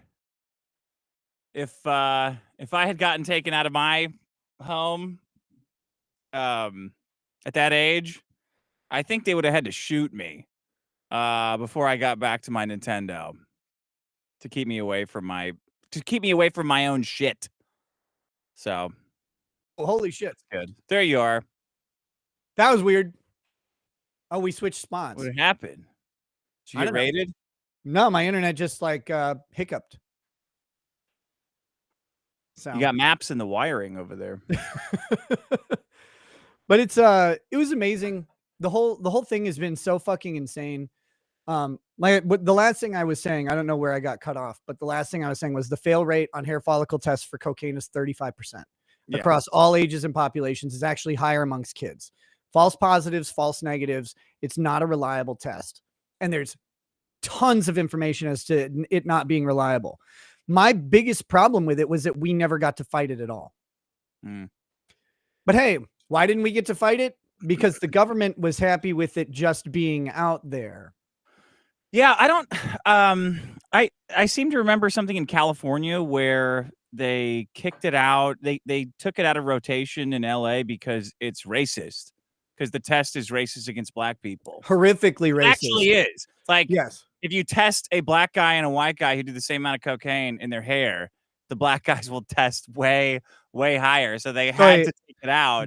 Yeah, a And black they should take it out everywhere. It's totally bullshit. The hair shit. A black person tests on average 4.5 times higher levels than a blonde person when the exact same amount of cocaine is ingested in controlled tests. Mm-hmm.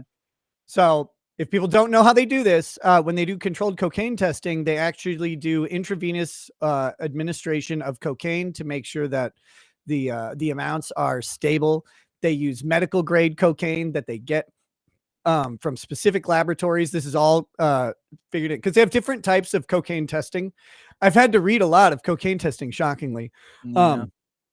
They do different types of it, though. They have some where it's self-reported, like, hey, I use this much cocaine, blah, blah, blah, blah. But when they do the scientific testing on the hair follicle studies, they use a specific grade of cocaine that they get from specific government resources, and then they inject it so that it's injected at a consistent rate, consistent with people.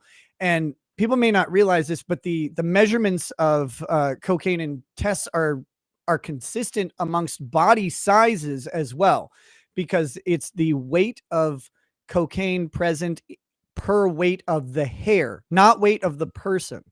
So when you have like some tests like blood alcohol and shit, it really is heavily dependent on the size of the person. A bigger person can have more alcohol in their blood, and it's a percentage. But on cocaine, it's the weight of the hair. It's 1.5 grams of hair. No matter who it is, they use the same amount of hair to do the test. So when they do picograms per milligram, it's per milligram of hair that they use.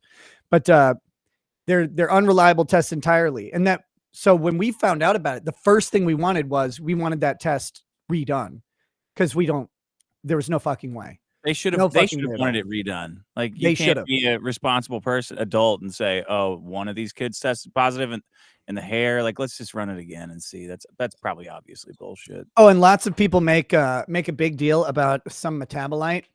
The metabolite that was found, because people are like, oh, there's a metabolite. It's actually called benzocagnine. Benzocagnine. It's a weirdly pronounced thing. And it's the one metabolite of cocaine that actually is created outside of human bodies. It's a cocaine metabolizes outside of human bodies and into this metabolite. It's pretty fucking interesting because there are other metabolites. There's coethyl adaline or something, which is like cocaine and alcohol mix. And then there's norococaine, which is a different metabolite. None of those were found on the tests. It was only the one test where the sole metabolite that was found was the metabolite that occurs outside of the human body. Yeah. But again, I don't know. It's not like I've read 40 fucking scientific papers on it now. They should test the cops. Oh, if you hair follicle test cops, all cops will test. Any cops that do drug work will test positive for several drugs on a hair follicle test. Yeah. So what are we doing? Are we testing money? Are we testing cops or not? Like, it's such a stupid test. Oh, it's insane. But that legal mindset assured me that I didn't know what I was talking about. Oh yeah, he's the expert on everything. He's a practicing lawyer because he can see in 2 different dimensions. Yeah, 2 dimensions. He can read a book with one eye and keep his eye on the charts. I really hope his Passport Bros business is going well, where guys can go learn to be a Chad from that weirdo. Oh, wow. Have you seen that? Like, he has a whole like. No, I haven't seen that. Is that real? Yeah, he's got a Somebody thing. Said he ran like a sex tourism website or something. It's a Passport Bros thing. It's not sex tourism, dick. Oh. How dare you? Listen, the only reason guys want to travel to another country is for sex, whether it's to fuck their wife or fuck a poor woman. So, well, he teaches guys who are unsuccessful solely because of women in America how to go to other countries and have sex there. Well, I mean, they are very fat here. Women are very fat, the fattest almost in the world in America. So it's for that, isn't it? It's embarrassing. Yeah, I know. And as proof, I've seen government workers. How big was your child service lady? She puts the big government coming like in Jurassic Park. We're sitting there. Oh, honey, I don't know when child service is coming, and then on the coffee. It's not. No, eat something quickly. I said she puts the big in big government. Oh, okay. Bogovich says, "Hey Nick, I always thought you had a greedy nose, but 26 grams, damn." I was told today I have small nostrils. Oh, do you? Yeah, that's what I was told. I was like, no one has ever accused me of having small anything nose related. Like, no, you have really small nostrils. I was like, huh, yeah. It's interesting. Yeah. Wait, what did you say? What were you saying? I don't remember. Oh, okay. I remember my first dance, something like that. Would you like to know more? Yeah. Let's see. Lance says, still can't believe the pigs planted drugs and made you wear that gay patch. Again, I've never actually accused anyone or alleged that anybody has planted anything. It's up to the state to prove constructive possession. I mean, that's what they have to do. So that's one of the hurdles is they have to prove who knew of the substance and was in possession of it to the exclusion of others. These guys think that like DUI lawyers are saying like that the cops poured a bunch of liquor down your throat and then tricked you into what do they think court is exactly? They have apparently no concept of it because they're like, you said this, like, well, I didn't say that. Like, people really hate you, man. I don't know why.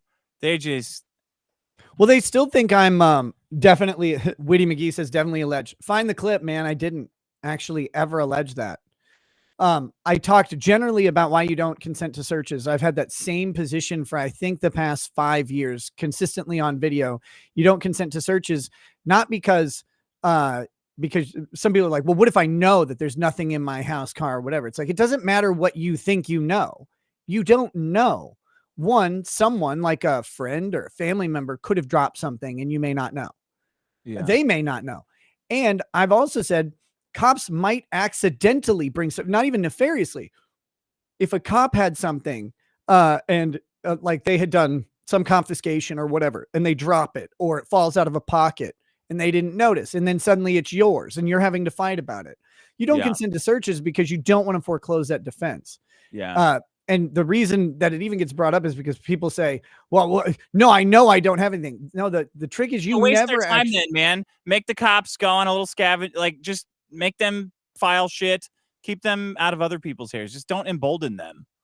You just don't, you don't have to say yes. Like you have a right to say no, and they're going to search you anyway. Just say no, though. Protect yourself. Why the fuck wouldn't you? Yeah. Well, it's going to look better. It won't. I promise you it will never look better to consent to a search. Ever. If they're searching you, they already think you're doing a crime. they think you're doing a crime and they're going to be looking to arrest you. Let's see. An honest doubter says, could they have blank your kids while they had them? Dose them. I guess dose them. They have a syringe there. Again, I'm not going to say you don't have to dose air. You just fuck up. Let's just say it seems that there is actually an explanation, and that explanation will be raised at the appropriate time. The appropriate time is not on the internet right now, but let's just say that has kind of come into the picture. Oh, which is nice to finally fucking find out. Let's see. Cheddar says childless cat ladies in social services are the last people I would trust with children. Same. Also, welcome to lawyer status. Low watermark with a huge chat earlier. Thank you, brother. He says, wait, you mean Kiwi Farms might actually be wrong? No, they would never do that, would they? No, Kiwi Farms sets themselves up to never be wrong by having a self-reinforcing hug box. They say everything, and then they go back and say, see, we said this back then. It's like, well, we didn't. One person said one thing. Yeah. For everybody on Kiwi Farms who said there was that I was never getting my children back and would be going to prison forever, there was one person who said Nick will probably get his child back or children back. They still think I'm a scumbag, which is fine, but he'll probably get his children back. That's not enough for them. They need like you to also die. They get so whipped up into a frenzy that they need you to, like, they have a thirst for lol cows. people who are just totally oblivious to life and openly challenge like reality in a funny way, but there's a limited supply. So they try to pretend that everyone famous is this weird degenerate freak that has no recognition of reality. When it's often a project. Like, yeah.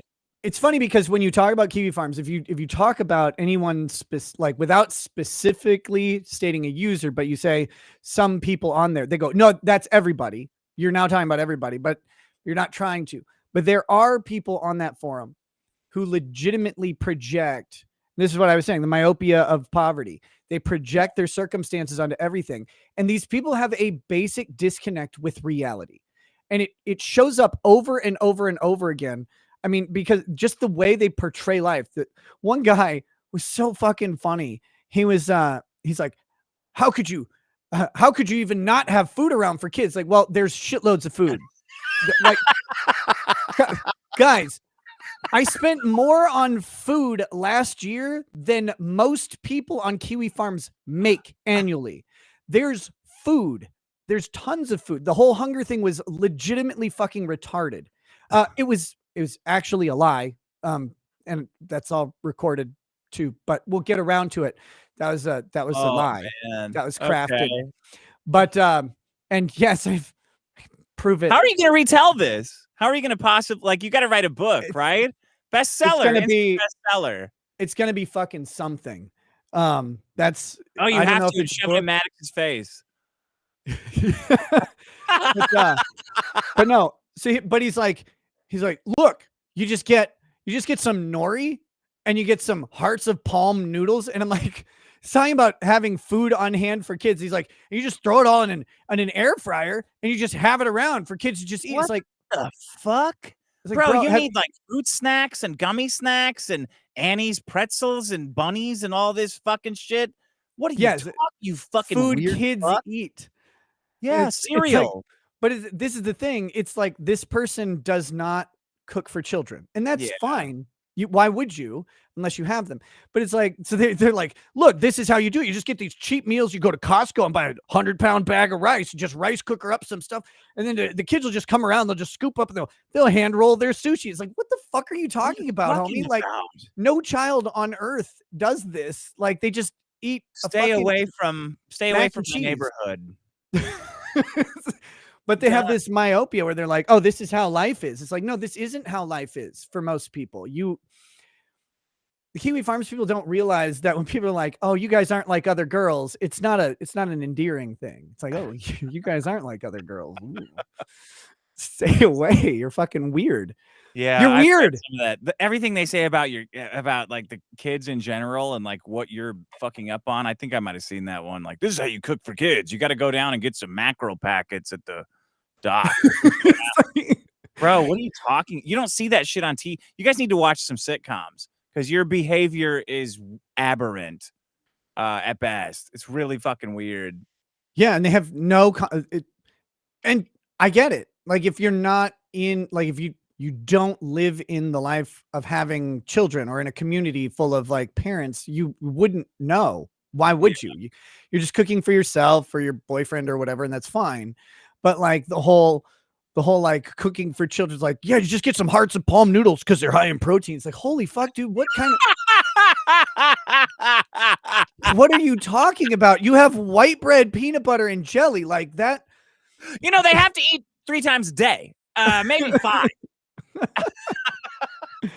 It's so fucking funny.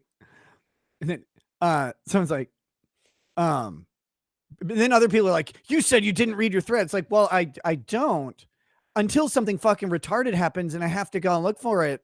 And like, I have to see what's going on.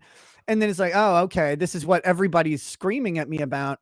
And then I see this post about cooking for kids. And it's like, dude, you shouldn't cook for adults, much less children. Like, these kids would never eat in your house. But the whole children being hungry thing, it's I alluded to this earlier. People think that a conspiracy against you is like a grand thing that involves like all these levels of government and like some big motivating thing. But it really is as simple as one person doesn't like you enough to just do their job poorly. Yeah. And you're fucked over. It's a half truth that gets told. It's one lie, one place that can tip things into motion that you then are paying to fight. And it's unreal how it happens. And like I said, thank God, all of it's recorded. It's all fucking recorded. And I have all the recordings. It's just not the right time to do any of this. I have a court case that I have to do. Well, it's like there was some stat came out, or it did the rounds, I think last year, where the murder conviction has dropped from 90% in like the 50s to like 50% now. And people were saying, well, what's wrong with cops? Like, no, we were just like convicting a lot of innocent people. We just like, didn't have DNA back then. That's all of that was a conspiracy. All of that was cops going like, yeah, I don't really like that guy. Like, yeah, he looks bad to me. And it was literally like they just it's like our natural state. It's people's natural state to conspire and, you know. When we get stuck in how information travels now, and you don't realize like that in the 1950s, when that they still had party line into the fucking 80s. The party line, for those who don't know, is in rural communities. It was expensive to run phone lines out, and way more expensive than the phone company would get for running the phone line. So what they would do is they'd find like a farming community, and they'd run one phone line out to a hub in this farming community, and then like 5 houses would share the same phone line. And so if you picked it up, like in your house, when you picked it up and your mom was on the phone back in the 80s, you would hear your mom talking. But back in the 80s in rural communities, you would pick up the phone and your neighbor Jim the farmer was on it. Like that was going on. The party line existed into the fucking 1980s. Technology now, we're unfathomably different communicators now than we were in the 1950s. And so when you try and think about how they solve crimes and how they investigate things and what they're able to look into, policing is so wildly different and in ways more thorough.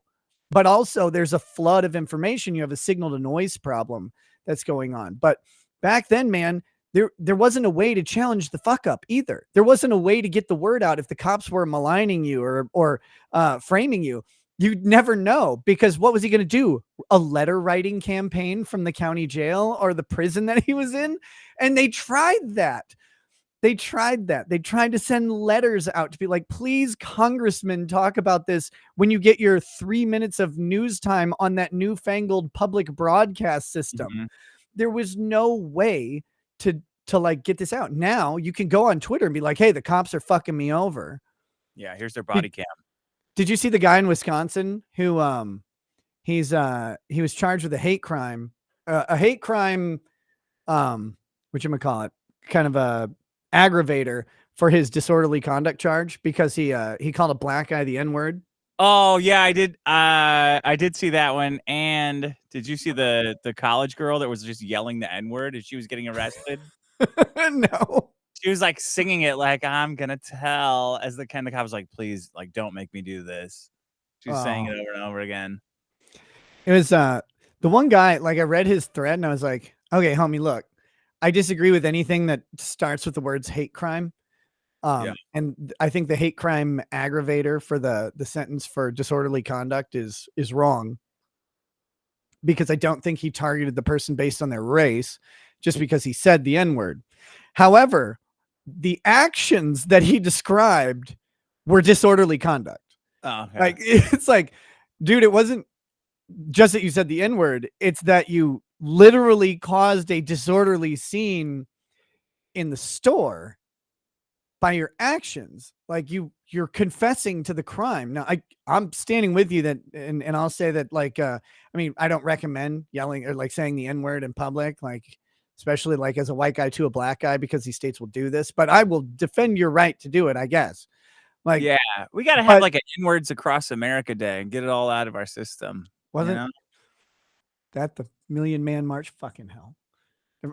More though, more. Millions. 2 million man march. It's got to go outside of Washington, D.C. and Baltimore. I didn't know they were allowed outside of those places. Azriel Bain says, "Hey Nick, I was playing around with an AI music creator the other night. Told it to make a song about you. Might be a good way to make some new tunes for the channel. Send it to your X inbox if you want it. I'll check it out. I saw it in there." Nick Rye says, "Why are you wearing a sweat patch if you're free and clear on Kids Case?" Because I'm still under the watchful eye of government, dude. Like, I still have to remain clean. It's amazing. The thing that annoys me is I have to remain clean of alcohol, and there's no allegations of alcohol being that's legal involved in anything. And it's way worse and more harmful than all the other drugs. It's pretty bad. It's pretty fucking bad. Seize the Day says, "Continued thoughts, prayers, Nick and Dick's graying for you." I think he says praying for you, but Joe Moses, "Hey Nick, just got here. Who's the homeless man?" That's me. Yeah. Raoji Mata, "Robert Gouveia, one of your old friends, have been milking your proceedings without all the facts being out. Guy should have stuck to Disney and VTubers." Gouveia's time. I haven't seen Gouveia's coverage of it. What's his name? Robert Gouveia. Oh, that's his whole name? Oh, yeah, wow. he's his channel is called Watching the Watchers. Oh, but he's actually a pretty interesting dude. He watches I mean, he hates cops. Like, that's okay. He's like, his channel's about checking government authority and stuff like that. He's a lawyer down in Arizona or New Mexico, I can't remember. Okay. But he's pretty good. Yeah, guys should have stuck to Disney and VTubers. That's legal mindset. That's not Robert Gouveia. So I think you might have people mixed up. Magnum Norris says, "Yeah, it seems like a setup to take down YouTubers and the government is involved. We'll see how it plays out, of course. Stay vigilant." No, wait, are you talking about my case? Set up to take down YouTubers and the government is involved? No, you're going, wait, like, again, these conspiracies are, that some people believe it. They're really big. I'm trying to tell you, you don't need, conspiracies are not that fucking complicated. Koof says, "How is that guy able to access the internet with that conviction? They just let a guy like that walk free after a dishonorable discharge." I think he did 23 months or something. Oh. Koof says, "Remember when Null called into the Dick Show?" Pepperidge Farms remembers. Yeah, that was fun. Then he got all butthurt that Digibro made fun of him. Yeah, it's funny. I found out where I went wrong with Null. I've pinpointed the moment. Who did you not hate? It's better than that. You know how Null loves black people, right? Yeah. There's this weirdo chick on the farms, Melinda Scott. She was the Jewish magicianess, the mountain Jew. Okay. Who did like Jewish Kabbalic magic or whatever. And she, like, to make her uterus work. And she has like a ton of children with all these different dudes. Her ex sort of husband or boyfriend, Marshall, he had like challenged me to a fight because that's what hilarious people do. Yeah. He's dead now. He died. But while he was alive, you kill him? No. I think he killed himself, which is sad. Oh. But I found this out just randomly. While he was alive, I had Drexel on the show. And Drexel was talking about, I think he had talked about the previous time on the show that he would be asked to do cuck shaming to, like, when he was with these guys' wives, the wives would make fun of the husbands. Like that. Yeah. Well, so I asked Drex if he would cuck shame Marshall, who was this Melinda Scott's boyfriend or husband or whatever. And he said, "Sure, bring up a picture of him." So I brought up a picture, but I had photoshopped Null's face onto this guy's picture. And so Drexel, dude, he doesn't like getting made fun of. That's what Digibro's making fun of him too, and he fucking melted down. He's been seething. He seethes about this shit for years. Dude, it was the funniest thing. Cause like Drex felt really bad about it. Cause I was like, Drex, that's actually, he was going hard too. And I was like, that's not actually Marshall. That's Josh. That's Josh Moon. I was doing a joke. I was a bit. And he's like, Drex like, "Oh, I'm sorry, man. That's cold." Like he felt bad about it. And it's like, he just made fun of Josh that he had soft eyes and like a pancake face or whatever. And it was the funniest fucking thing. But I think that's where it all went downhill. Yeah, it was after if you that. make fun of him, you're dead. He's like that Billions Must Die guy, but fat. He just sits there and it's like it eats away at him endlessly. in the back of his mind, and then he starts framing you negatively. It's so fucking funny because you could go back and trace the downfall of my relationship with Null to that joke. And I was like, that was a funny joke. Oh man. Okay, here we go. Yaroslav Blashchuk says, love what you do, knows. Need help to lose 30 pounds. Shame me. It just works. Oh, you need help to lose 30 pounds? You need help? Why don't you try just crippling depression so you don't fucking eat anymore? Just stay in bed for a while. Let all that fat seep out in your bed sheets like you already do. Just don't squeeze them into a bowl and use it to cook your eggs in the morning. You disgusting slob. I hate fat people. Yeah, if you're gonna get out of bed, be skinny. Otherwise, stay in it. Was it the line from American Psycho? You can always be thinner. Yeah. Why are women so fat? Though? Bro, like, there is so much effort being put into dating and men and women, and like everyone's pretending on both sides. Like, men are pretending like they have the answer for why you're not getting laid, and women are like, well, this is like is it because of me too? Is it because of this? It's like, because 70% of you are like huge, overweight, hideous, and 50% of you are obese, and 20% of you are the size of a minivan. You're like totally, you're fucking disgusting. You're disgusting. You're disgusting. You should be ashamed to go outside, and yet you do. I don't know what can fix that.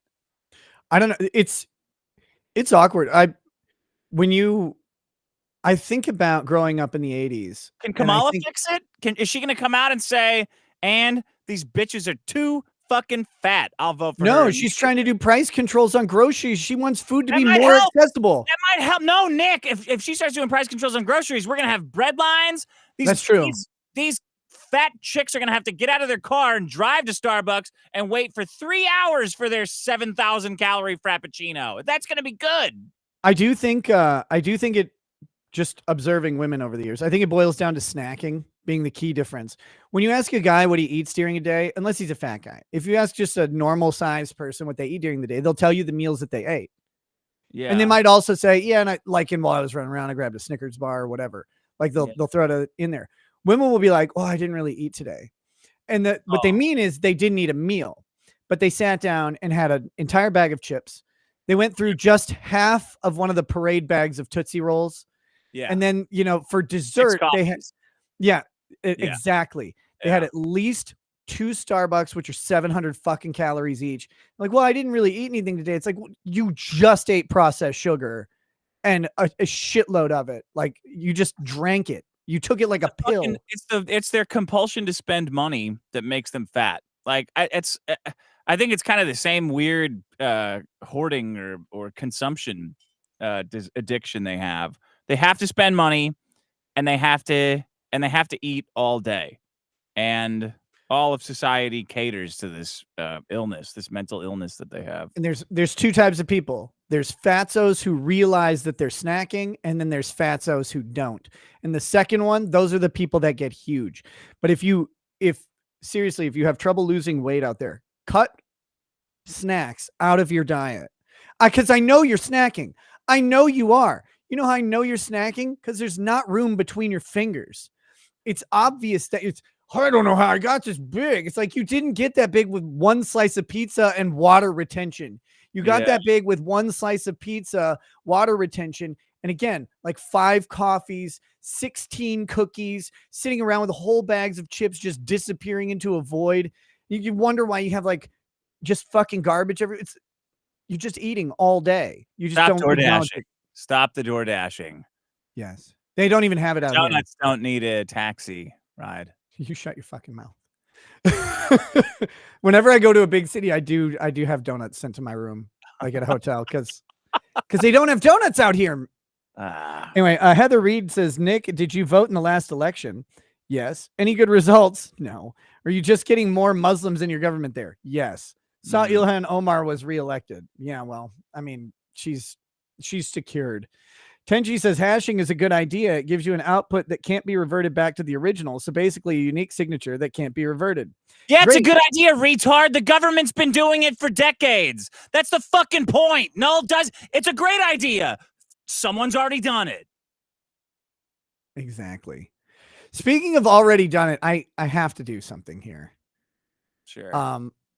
Fucking hell. I can't do that one. I gotta have a quick word from our sponsor.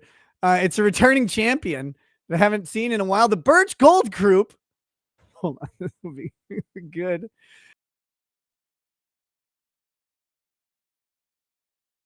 Oh, is this me? What is this?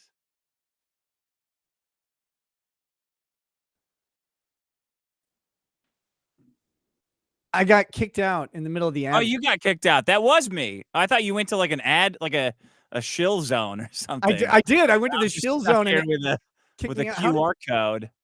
You do not want me doing gold ads. It's all over their face. I love gold ads for the Birch Gold Group.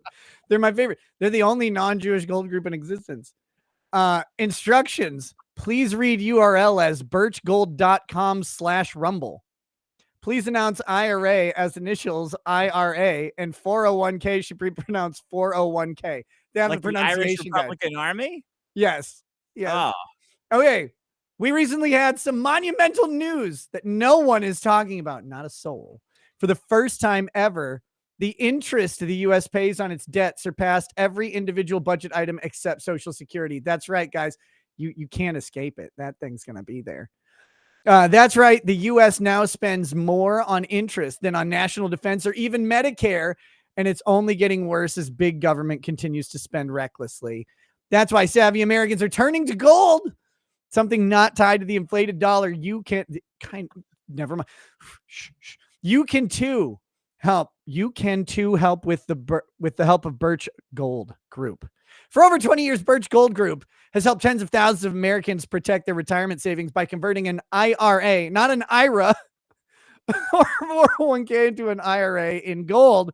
To learn more, go to birchgold.com/rumble. Get a free no obligation info kit. That's birchgold.com/rumble on diversifying your retirement into a gold IRA. Birch Gold has earned an A+ rating with the BBB and thousands of happy customers. Protect your IRA or 401k. Go on birchgold.com/rumble to get your free info kit on gold today. Thank you to Birch Gold, returning advertising champion. I'm so happy that they're back. Wow, that's cool. Get your IRAs converted to 401ks. I love that they told me how to pronounce those. Arclight says, get it right, Josh. Dick is an unconvicted pedophile. Come on. I mean, no, you just got to boot the pedophiles out. I mean, you might lose a little bit of money if you, what am I saying? You're going to lose a lot of money if you kick all the pedophiles out of Kiwi Farms, but you're going to feel better. Lord of the Kino says, Nick, you use SSDs for long-term storage. Stop that. Okay. Blazecast says, if you seek out and compile a thing that your ex-wife said you acted out IRL to their younger sister, it might have been true. What? If you seek out and compile a thing that your ex-wife said you acted out IRL to their younger sister, it might have been true.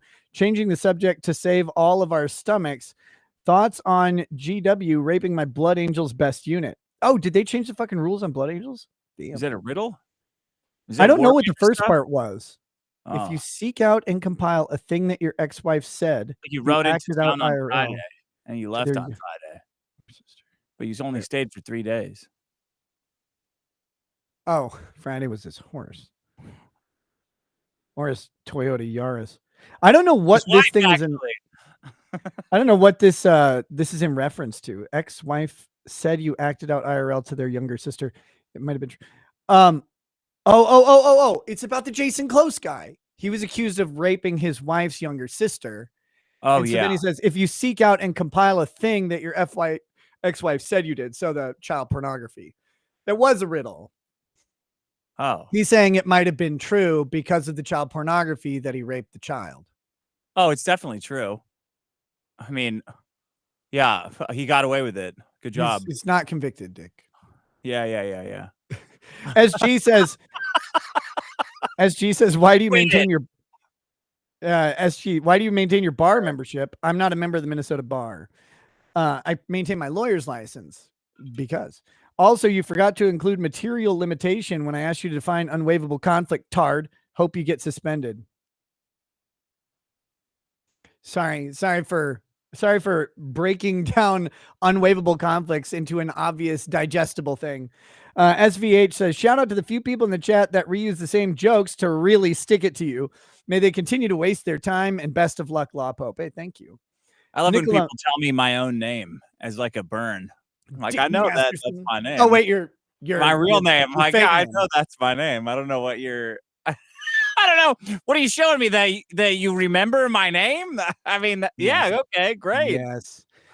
Nicola Maxwell says, Nick, you're looking very pink today. It's the lighting in the shirt, probably. White guy problems. Glad things are on the up for you and the family. Prayers to you all. Thank you, Nicola. Very much appreciated. The Squid says, I'm not making accusations, but Mindset chose a country to live where it's super common for low class and North Korean refugees or trafficking victims. And also, that's the only job they can get in South Korea.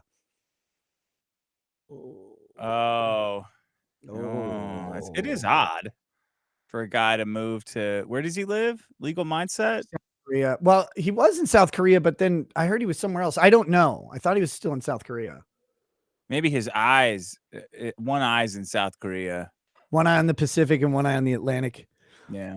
SG says, did you get advance written waiver before repping April? Oh, it's this thing. Fun. Death Trout says, my grandparents had a party line well into the 80s. There was a high school kid down the street that would just breathe on the phone with his girlfriend for hours. That's awesome. Hot. Steven Crater says, sorry about rant stats. Rumble must have changed something. I'll submit a fix this weekend. Hey, thanks, brother. I really appreciate that. Bogovich says, hey, Nick, what if you don't eat snacks, but your meals consist of going to buffets and drinking troughs of butter? Is this an effective weight loss strategy? Actually, I'll say it. Yes, that's more effective than the snacking all day. Because your body will stop allowing you to eat at a buffet and drinking troughs of butter, but it will not stop you from snacking for 24 straight fucking hours. Yeah, and you'll shit it out before like turning it into fat if you eat it all at once. Kimmy Joe says, Robert hasn't been saying anything about you, Nick. I didn't think so, but I mean, he's welcome to. Everybody's welcome to comment. It's just, it's a shame when some people who could have had actually information that would help them comment more thoroughly chose instead to I just fucking lie. Yeah. Like that, and it's a weird thing for them to do. But Riley Usleifson says, sending thoughts and prayers for you and the fam, Nick. Thanks. You're looking good and healthy. Keep it up. Let the childless, lonely haters hate. You got this. Thanks, brother. Koof says, don't forget he broke up with the Dick Show after Riley bullied him on Discord. Hashtag free Riley. Yeah, he Null got all upset because Riley and Digibro were making fun of. Oh, right. Yeah, Riley said Riley was making fun of him. He was like, no one wants you here. So he threw a big tantrum and left. And then said me and I was giving orders to Riley and Digibro and Ralph. I was giving them like, I don't know what kind of orders, meme orders. And then Riley and Ralph got in a fist fight. And Null was like, okay, well remember that these people are this retarded that you pointed this out on Twitter. I think Legal Mindset was reporting that I sent the Kiwi Farms pedophile back in time to set up. Like I sent the pedophile back to request the data, even though like the guy hates me. He's never been positive about stuff. Apparently he super chatted. Someone said he was a frequent super chatter and they showed a screenshot of $2 super chat. There you go. Case closed. Walleye case closed. But it's like Legal Mindset's eyes went one arc further that day. They always do this. It's like, well, there's some conspiracy that must be happening. There's something that you must be doing. It's like, okay, like so yeah, I'm not a loser. Dick must be telling everyone how to make fun of me. It's not me. No, I'm not a giant fat loser. It's just Dick's instructing all these people how to make fun of me and hurt me at the same time. That's what's happening. The other thing with this myopia, where they like live and die on this forum. And so they believe that everybody like is concerned with that. It's like, okay, guys, I had a family services case where the state had taken temporary custody of my children. Now I have a felony case also. These were running parallel. What I did was I found a registered sex offender, got him to sign up to Kiwi Farms 5 years ago, make a bunch of negative posts about me so that I could then get him to request the body cam footage or the search warrant or whatever. I could get him to do that to then prevent Null from having access to the trial streams that he hadn't asked for yet. That's what I was doing. This guy made the request while I was in jail. Like, but didn't you see Death Note where Light gets arrested and he had this whole plan set up? I've seen that fucking shit, man. That's easy to do. You could easily do that. The level of guys, I can't do a stream on time. The level of foresight and planning that it would take to organize a registered offender as a gay op while I'm in jail. No, a G-op, not a gay op. G-op. Is that Korean for gay op? Like, what is that? Maybe it is. I don't know. But it's like the level of foresight and planning involved in that, I have a demonstrated inability to do. But that they're like, he must be trying to own the forum. It's like, I didn't need to. The pedophile was in the building. letting a pedophile run rampant on your site and get awards and shit from your community, that was what actually did you in, Null. That's what fucked you up on this one. Letting the pedophile on the site and then having mods that would just not ban the pedophile. That, as it turns out, that's what did it. It's like that I literally laughed when it came up, and someone said he runs that fucking Twitter like he's a news organization. Oh, this is the Kiwi Farms news Twitter. Like, no, it's just your account. What are you talking about? Like a black news anchor. So give it an air of legitimacy. No. Well, we believe that actually, Nick, this is a Nick fan. You can see here that if you go onto his locals. And it's like the funniest thing, when I got that message, I was like, by the way, here's the first guy's registered offender, and it said Kiwi Farms. I said, of fucking course. Of course. Because reality is funny. Like, it happens that way. Guys, here's the hard thing. It's like, who did Kyle Rittenhouse shoot? Pedophiles. Oh, wow. Huh. It's not like Kyle had, he didn't have like some perception of like picking out the pedophiles. It's just that there were so many of them. There's just so many. It's not a coincidence that the first requester on Kiwi Farms was a registered offender. It just wasn't a coincidence at all. An honest doubter says, I meant, could the government have given COVID-19 jabs without permission? They tried to sneak that in. Thank God, again, I'm a lawyer, got that taken out. I did not allow any vaccinations of my children during this process, because they want to do that. They actually ask you to sign a blanket authorization for all medical procedures to be done on your children. Bad Dragonite says, speaking of sugar, fun fact, ancient Romans used to sweeten food with lead sugar. Make of that what you will. Lounge King says, Clearwater is pretty close. You've got donuts. Look, Nelson Brothers donuts are okay, but they're not great. They're not great donuts. They're just adequate. Frederick Little says, hey, Nick, hope you and the family are well. They are, man.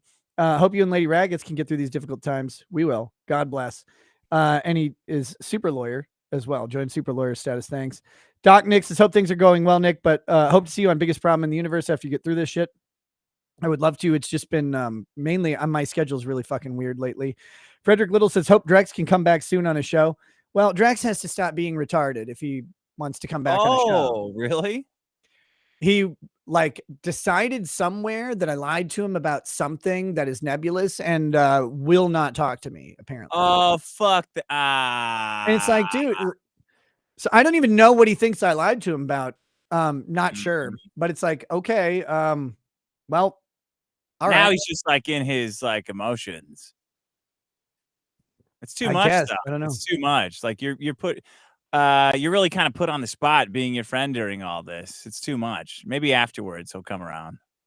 We'll see. I don't know. It's like I wish he'd just like if he just talked to me, I could probably clear up whatever he thinks. Like I get it. I get it. If he thinks that that I like said something that was not true to him, it's not, that didn't happen. But Heather Reed says that we have a trial happening now in Nevada about a local corrupt politician, Robert Tellis, who's accused of murdering a reporter who was writing about him. Would you cover it at all? Could be interesting. Ooh, maybe. I don't know. I can't right now. I can't commit to doing any of that coverage because my schedule's fucking weird. SG says, take my money, you lol cow trust fund baby fake lawyer. Okay. Billy the Kid Lawrence says, hey, Dick, sorry if I annoyed you at all on Twitter with trying to provide updates on Nick's situation and then getting too busy. Happy your kids are back, Nick. God is good. All the best moving forward. Thanks, Billy. Oh, and yeah, Coop that guy was really, he was sending me a lot of messages about your updates. That was nice of him. Koof says Null admitted to being unable to do one push-up. No, he didn't. That's not true. I refuse to believe that that's true. Even with your knees he was down, always going like, I don't understand why Dick says it's that. I don't know why he's making it a big deal that I can't do a push-up. So what if I can't do a push-up? My cock doesn't work either. That doesn't mean I'm any less of a man. No, you're trying too hard. Just push the earth down. It's less fat. Mm-hmm.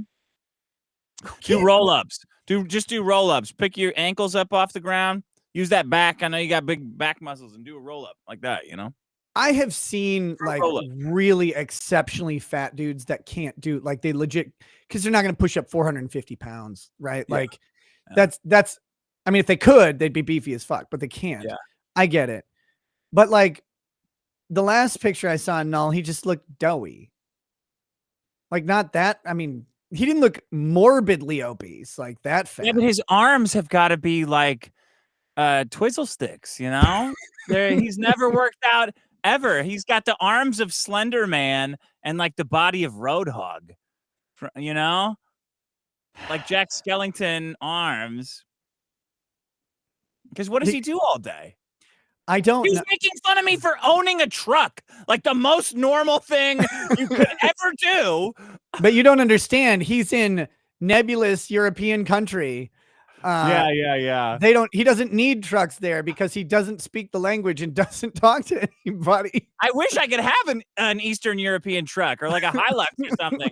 I don't want to have a fucking Ford house on wheels Super Crew, but that's the only thing I can buy. Thanks, Obama.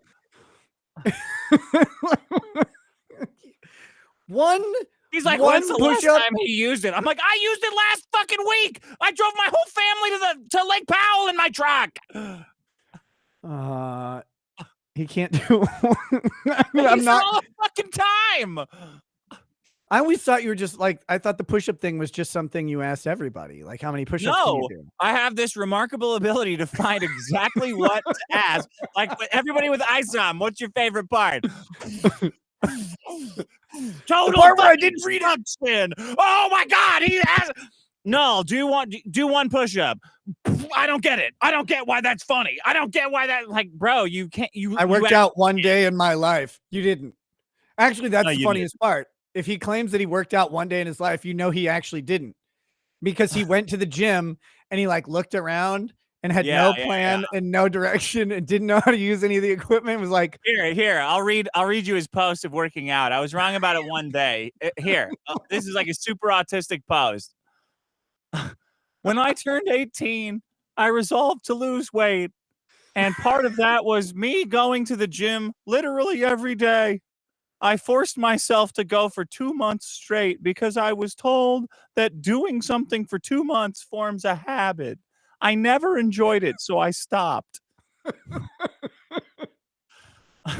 Every time I've ever... Do you think he was going to trick his body into being addicted to working out? Like, I was told that 2 months, like doing it for 2 months would make a habit. So I did it for 2 months, but then I stopped. So he was lied to about making that. No, it's like, if you can stop doing habits. Like, like, what do you mean? Someone lied to me about how these habits work. I was told if I did it for 2 months, I wouldn't have to try to ever do it again.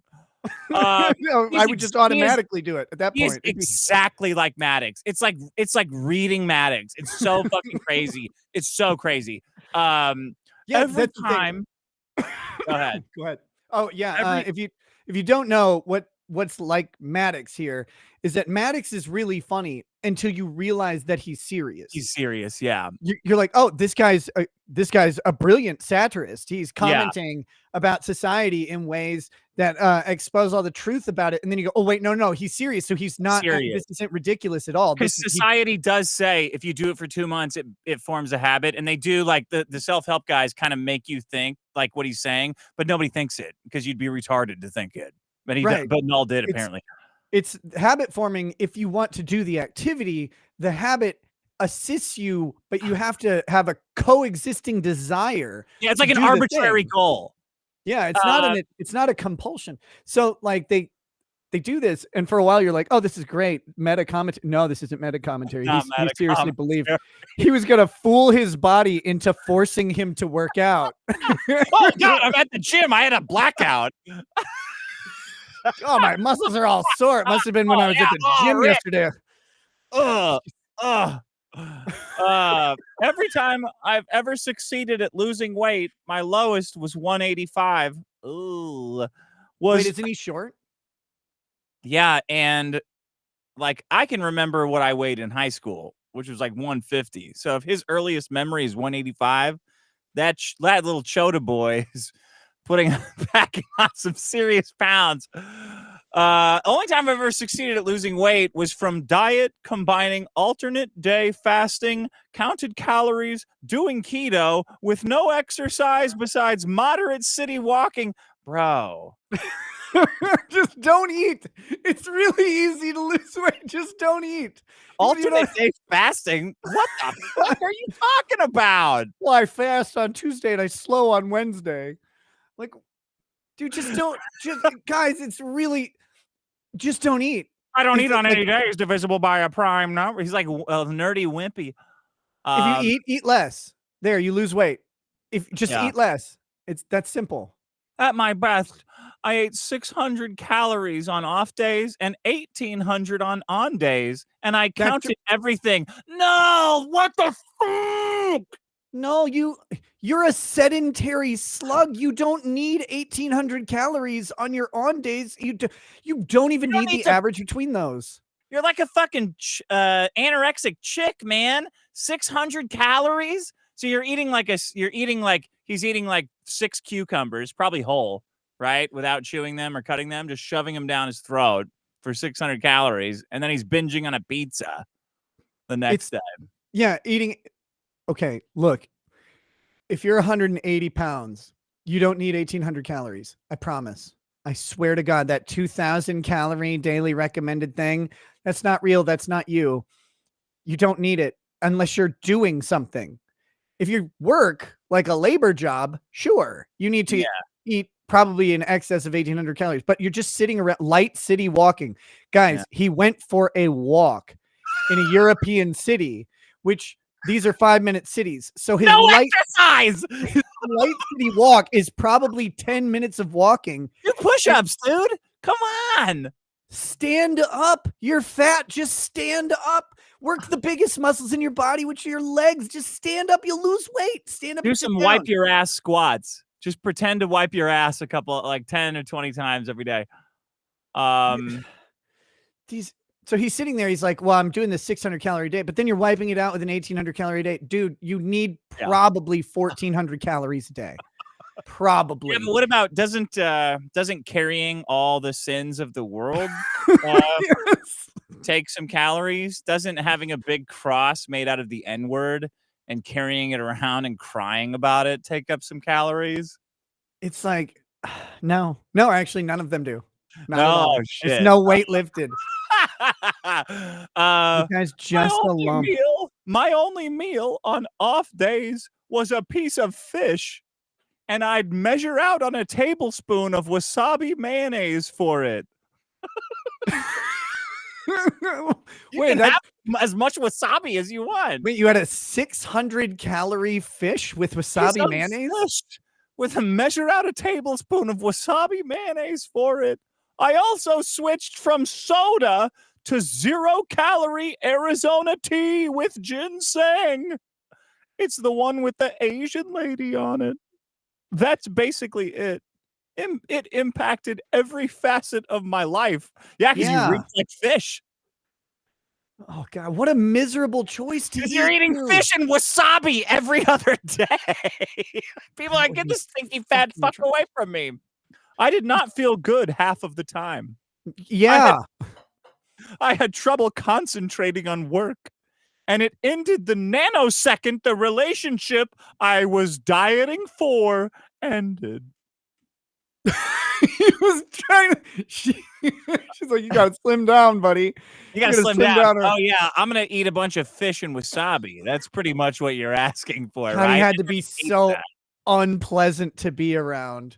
Literally the day that the relationship ended, I went out and got fried chicken. I never again fit into the jacket I bought for myself at my lowest. I'm sorry, I'm just going to shoot myself in the head. I realized to the contingent of men obsessed with we're not even halfway through, with physical fitness. There's only one righteous path, and everything else is an excuse. I don't care. I don't do things I don't enjoy. You cannot compel me to do something I don't want to do. I get everything I want with my current lifestyle. If I didn't, I would do something else. Besides general longevity and health, the only reason I can think of to lose weight is that people who are not overweight are treated better in general. He listed 3 really good reasons. General longevity, general health, and being treated better are 3 really good reasons. Being treated better by all humans, by everyone on the planet. Besides living longer and living better and being treated better by everyone you meet, what could possibly be better about? Besides these 3 excellent reasons, I can't think of anything else. It's not going to make Netflix any better. I mean, dude, you can just you can put socks on without wanting to kill yourself. It actually does make Netflix better. I promise you, if you guys are fatzos out there and you lose 20 pounds, watching Netflix will be better when you're 20 pounds lighter. I guarantee it. You can watch more with your longevity. Can you believe that he wrote this shit? Everything will feel better. What a fucking everything in your life. By everyone, men and women, we are internally biased against overweight people because it is a physical display of a deliberate choice to be less healthy than possible. I mean, kind of, but it's also because you stink and you have no impulse control and you take up more room. And you also, if you want to get with like the evolutionary biology of it, the tribe would hate the fatso because they're a liability who literally can't pull their own weight.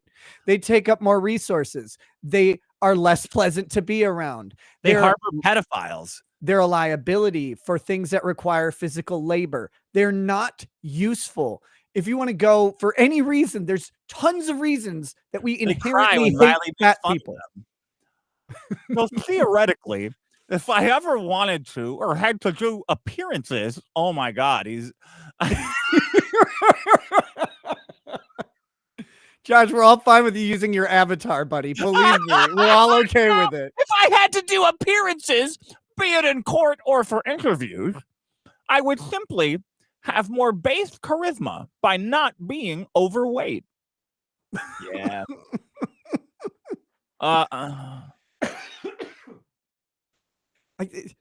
Again, guys, interviews for free speech. This is the internet's policeman. This is the internet's greatest was fat as fuck, and it looks cool. You know? Null is the internet's like Karen du jour of every subject of everything. He's the arbiter of morality. He's the arbiter of proper living. And the guy has a fucking screed about why he's justifying his own lazy fatness. He's rocking a gut, man. If you don't if anybody out there needs to hear this, you don't have to go to the gym. You don't have to do all this work. You don't have to do anything to lose weight. You just eat less. You're fat because you're fucking fat. You're fat because you keep eating. That's the only reason. It's not because, oh, my diet, I'm not on keto. I'm not on paleo. Paleo and keto make you just eat less. They just fool you into thinking you're eating better because they cut out frivolous things. But you're just eating less. Just eat less. But what about my relationship? And if I have to go on TV for interviews, I'll eat fish. I'm going to eat wasabi and fish. You're going to stink. You're going to stink. You're going to smell like some stinky European fucking fish with Asian sauce all over it. Just gross. Dude, stop it. Wasabi mayonnaise. Oh yeah, sure. They Americanized wasabi. How do we make wasabi bad for you? Put mayonnaise in it. There, that'll help the fatzos eat the fish. God, hey honey, I'm willing to fuck you. Can you lose a little bit of weight? Absolutely. I'm gonna eat wasabi and fish, lutefisk every day. And you know he's eating the fattiest fucking fish he could possibly find. I'm gonna brush my teeth with garlic. You're gonna. I'm totally on board. I would simply have. Yeah. The issue with this as a motivating factor is one, I have absolutely no intention to permanently sacrifice my privacy for temporary gain, and two, by the time these things would be on the horizon, it would be too late to actually lose weight anyway. Wait, so what? Really how is he sacrificing his for motivation? His privacy. Well, he doesn't want to lose weight because the only reason to lose weight is he'd look like a big fat retard getting interviewed on TV. But he doesn't want to be interviewed on TV anyway because it'd be an invasion of his privacy, and also being interviewed on TV, he wouldn't have enough time to lose weight, which he could easily do, even though he never has once, and he's the size of a blimp. Devil Dog Cog says, do 20 fork put downs every day. Dude, the fat brain is so offensive to everyone. Why don't you lose weight? Well, you know, it's a very complicated answer. It's because I don't want to do interviews on TV all the time. The entire time you were writing this, you could have just been not eating. You could have just been not eating instead. Total retard. God damn it. Why are you so fat? Well, I don't want to do TV interviews. Well, I mean, I value my privacy. No, I didn't ask about TV interviews. Why are you so fucking fat? Yeah, how'd you get fat? I don't have enough time before my TV interviews to lose the weight. The last time he was close to thin was 185 at 18. How old's Josh? Is he in his 30s? I don't know. Too old to be saying shit like this. Frederick Little says, fun fact, Vic Mignogna is a married man now. Really? Okay. Jin Wong says, be aware, if you do lots of sit-ups and bulk up your ab muscles, then when your ab muscles are relaxed, the bulk would look like a tummy like Mr. July. Yeah. Hey, you don't want to get too bulky losing weight, you know? Yeah. You know, you keep doing those sit-ups and you get those ripped, shredded abs that just look like a fat guy's stomach. Yeah, it looks even dumber, actually, than just being fat. SVH says, sending another chat as a penance to the law pope for trying to follow the repeated nonsense in the chat. Coke, positive result, quest, etc. Please forgive me and give me my proper spankings. Okay, show up. SG says, have you ever filed anything in federal court / gone to trial? Filed anything in federal court? No. Gone to trial? Yes. Not jury trials, bench trials. Yes, I have. But no, I was never federally admitted because I didn't have a federal practice. Nick Brown says, and they never leave leftovers. Oh, as to why the tribe hates fat people. Joe Moses says, can't believe he used a D&D reference in reference to real life. Wait, what D&D reference did he use? Base charisma. That's the only reason he would lose weight, which he can't and never has. He couldn't even lose it to save a relationship. It's don't worry, no. TV and have base charisma. It's not the fatness that's keeping your charisma down. There's a list, buddy. It reminds me of my favorite. Yeah, everyone loves Vito, and he's fat as fuck. It's my favorite line from the movie Knockaround Guys. It's weird, obscure movie with Vin Diesel and Seth Green and John Malkovich. And Seth Green starts talking, and John Malkovich looks at him and says, "Stop it. You are unlikable." It's fucking no. It's like, dude, you're amusing to people because you're so fucking weird. That's not charisma. They're all just baffled by your existence. You're the world's most punished man after Maddox by self-imposition. Like he thinks going on TV is gonna be like when Peter Griffin gets plastic surgery and is all sexy. He's like, "Hey, no. Oh, so your website killed a bunch of people, right? Well, it's funny you should say that. You could kill me with your looks." There's nothing to actually link those suicides to the website except for all these news stories, but they're all wrong. It's like, why do you think being skinny would make all the N-words go away? And it's hilarious because like fat people are on TV all the time. They're all over the TV. You can't get. I lament how many fat people are on TV every day. It's horrible. Let's see. Oh, Vital says Josh Moon sounds like the name of a persona and not a real person. And then he says, "Oh, you're right, Josh Moon." Johnny Duck says he's Harry Potter now or something. James Potter, isn't that his new name? Josh Moon. Yeah, he changed his name to Harry Potter's dad so it wouldn't get fucked up in the search engine. Did he really? He changed his name? Yeah. He talked about doing that years ago. Yeah. I mean, that's what Ralph said. I don't know. I have no idea. Research. It's like, I want to change my name to get away from this. Just leave and maybe go get a programming job somewhere. Like, okay. I guess you should get skinny then, right? Because you get a better job. Why are you telling me this? It's like Johnny Duck 311. 98% of all wasabi is horseradish, and with other things like mustard and hot green food coloring. Well, yeah. Gross. Well, dude, I don't know, man. It's getting late. I'm glad you got your kids back. That's great. This is great. Me too. The internet keeps telling me that it's not true, but I wake up every day and they're there, so it's cool. It's really surreal having them back because you don't realize what it's like having the government take something that critical to your life until they do. And so it's great having them back. Wednesday's the next hearing for me, and I'm really looking forward to it because it's like I finally get to start this process. Yeah. I don't even know what Wednesday's going to look like yet. Yeah.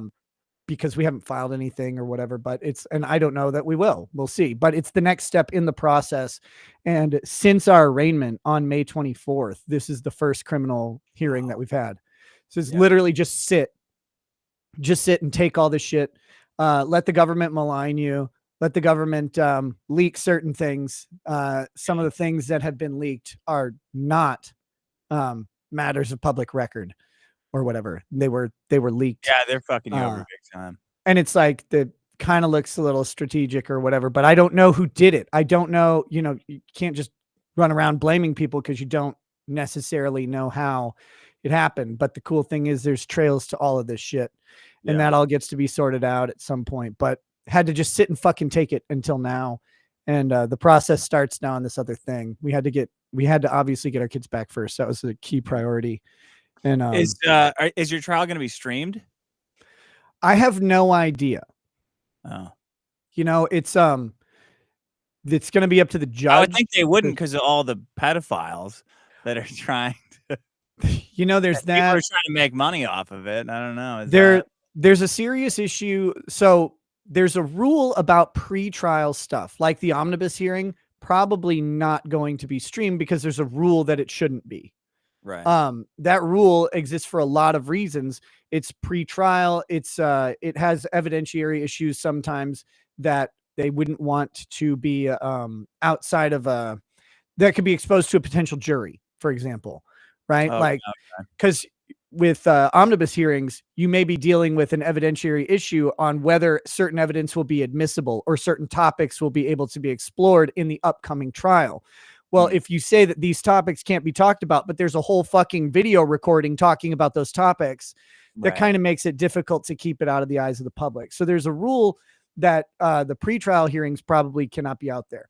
Whether or not the trial will be streamed or not is a different question, because it's one thing to have a publicly accessible trial and another thing to say that the trial needs to be live streamed. Yeah. That's not up to me. That's up to the judge. I don't know what the local rules are around it. I know that the judge was actually very pissed off that he said not to record the arraignment and it was just streamed like that. Yeah. People just did that. You think he liked that someone shouted the N-word in the, was that? Wasn't happy about that, actually. It's funny because like a lot of people thought that was whatever, but that's part of the reason that the judge does not want various things out there is because people just fucking defied the initial order. And so like the judge said, don't do this. People did it. And now it's like, now you want the judge to do the thing that you did when he told you not to. And so people don't realize the kind of impact that shit has. And so courts are presumed to be public, but there are considerations. Like there are potentially minor witnesses that could be called by the state or by us. And if that's the case, then, the court will have to do something to protect their identities because there's a rule that says they can't be streamed unless like those rights are waived or whatever. So there's a whole bunch of stuff that has to go into that. It's not, this is up for my lawyer to work on. The state has a say in it. Obviously interested parties out there filing their own motions like Josh, who just desperately wants as much information about Josh is really He's fucked up though. He shouldn't have fucking sent a pedophile in then. He shouldn't have lied about the fucking pedophile. Josh cares about the integrity of the court process. That's what Josh is looking for. Yeah. Fuck off. Yeah. Yeah.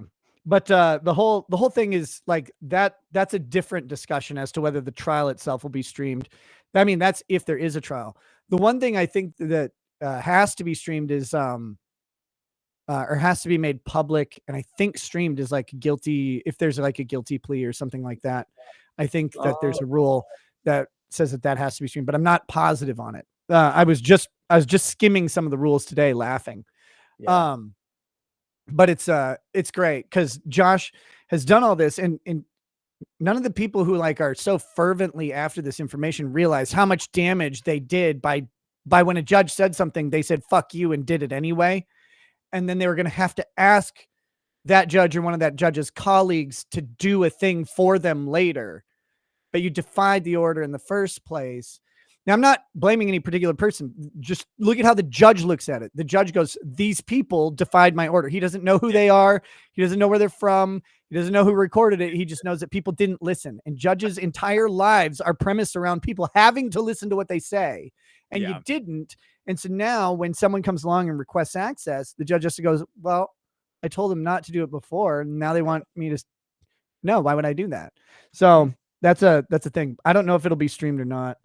Oh shit. Really couple more chats. Then we'll go. 3 says, oh my God, people like this in the 10,000-year-old tribe cried all the time, ate more food, wouldn't get up out of their shelter and fed the damn feral rats. D. Watt gifted memberships. Thank you. Frederick Little says, any thoughts on the upcoming election? It's a shit show. Not for tonight though. SG says, any notifications, RE disciplinary investigations since raid? Any notifications, RE disciplinary investigations since raid? Yeah, don't. If they tried to cheap out saving letters, don't read it. That's my policy. So the whole sentence, don't. I'm not reading it. Yeah. There are no disciplinary investigations related to the raid of my house. They can't do I would have to be convicted before they could really do anything in regards to that. And that would be a whole separate issue. One more. Bokovich says, hey, Nick, you should share your weight loss tips with Vito. He's always eager to get diet and exercise advice from people. I've told Vito to stop eating about 1 billion times. So do it again.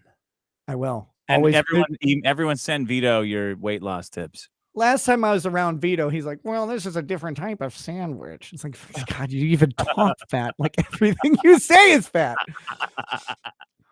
All right, guys. Thanks for hanging out. Dick, thanks for being on here and talking about this shit. And we'll have to talk soon. To everybody out there, hope you have a good night. Peace. Bye, guys. Peace. Check out Biggest Problem in the Universe and The Dick Show on YouTube, Patreon, and everywhere cool stuff is found. Thanks. I gotta end this stream. Still piss. Sounds good. Here we go. Ending the stream. Go away. Go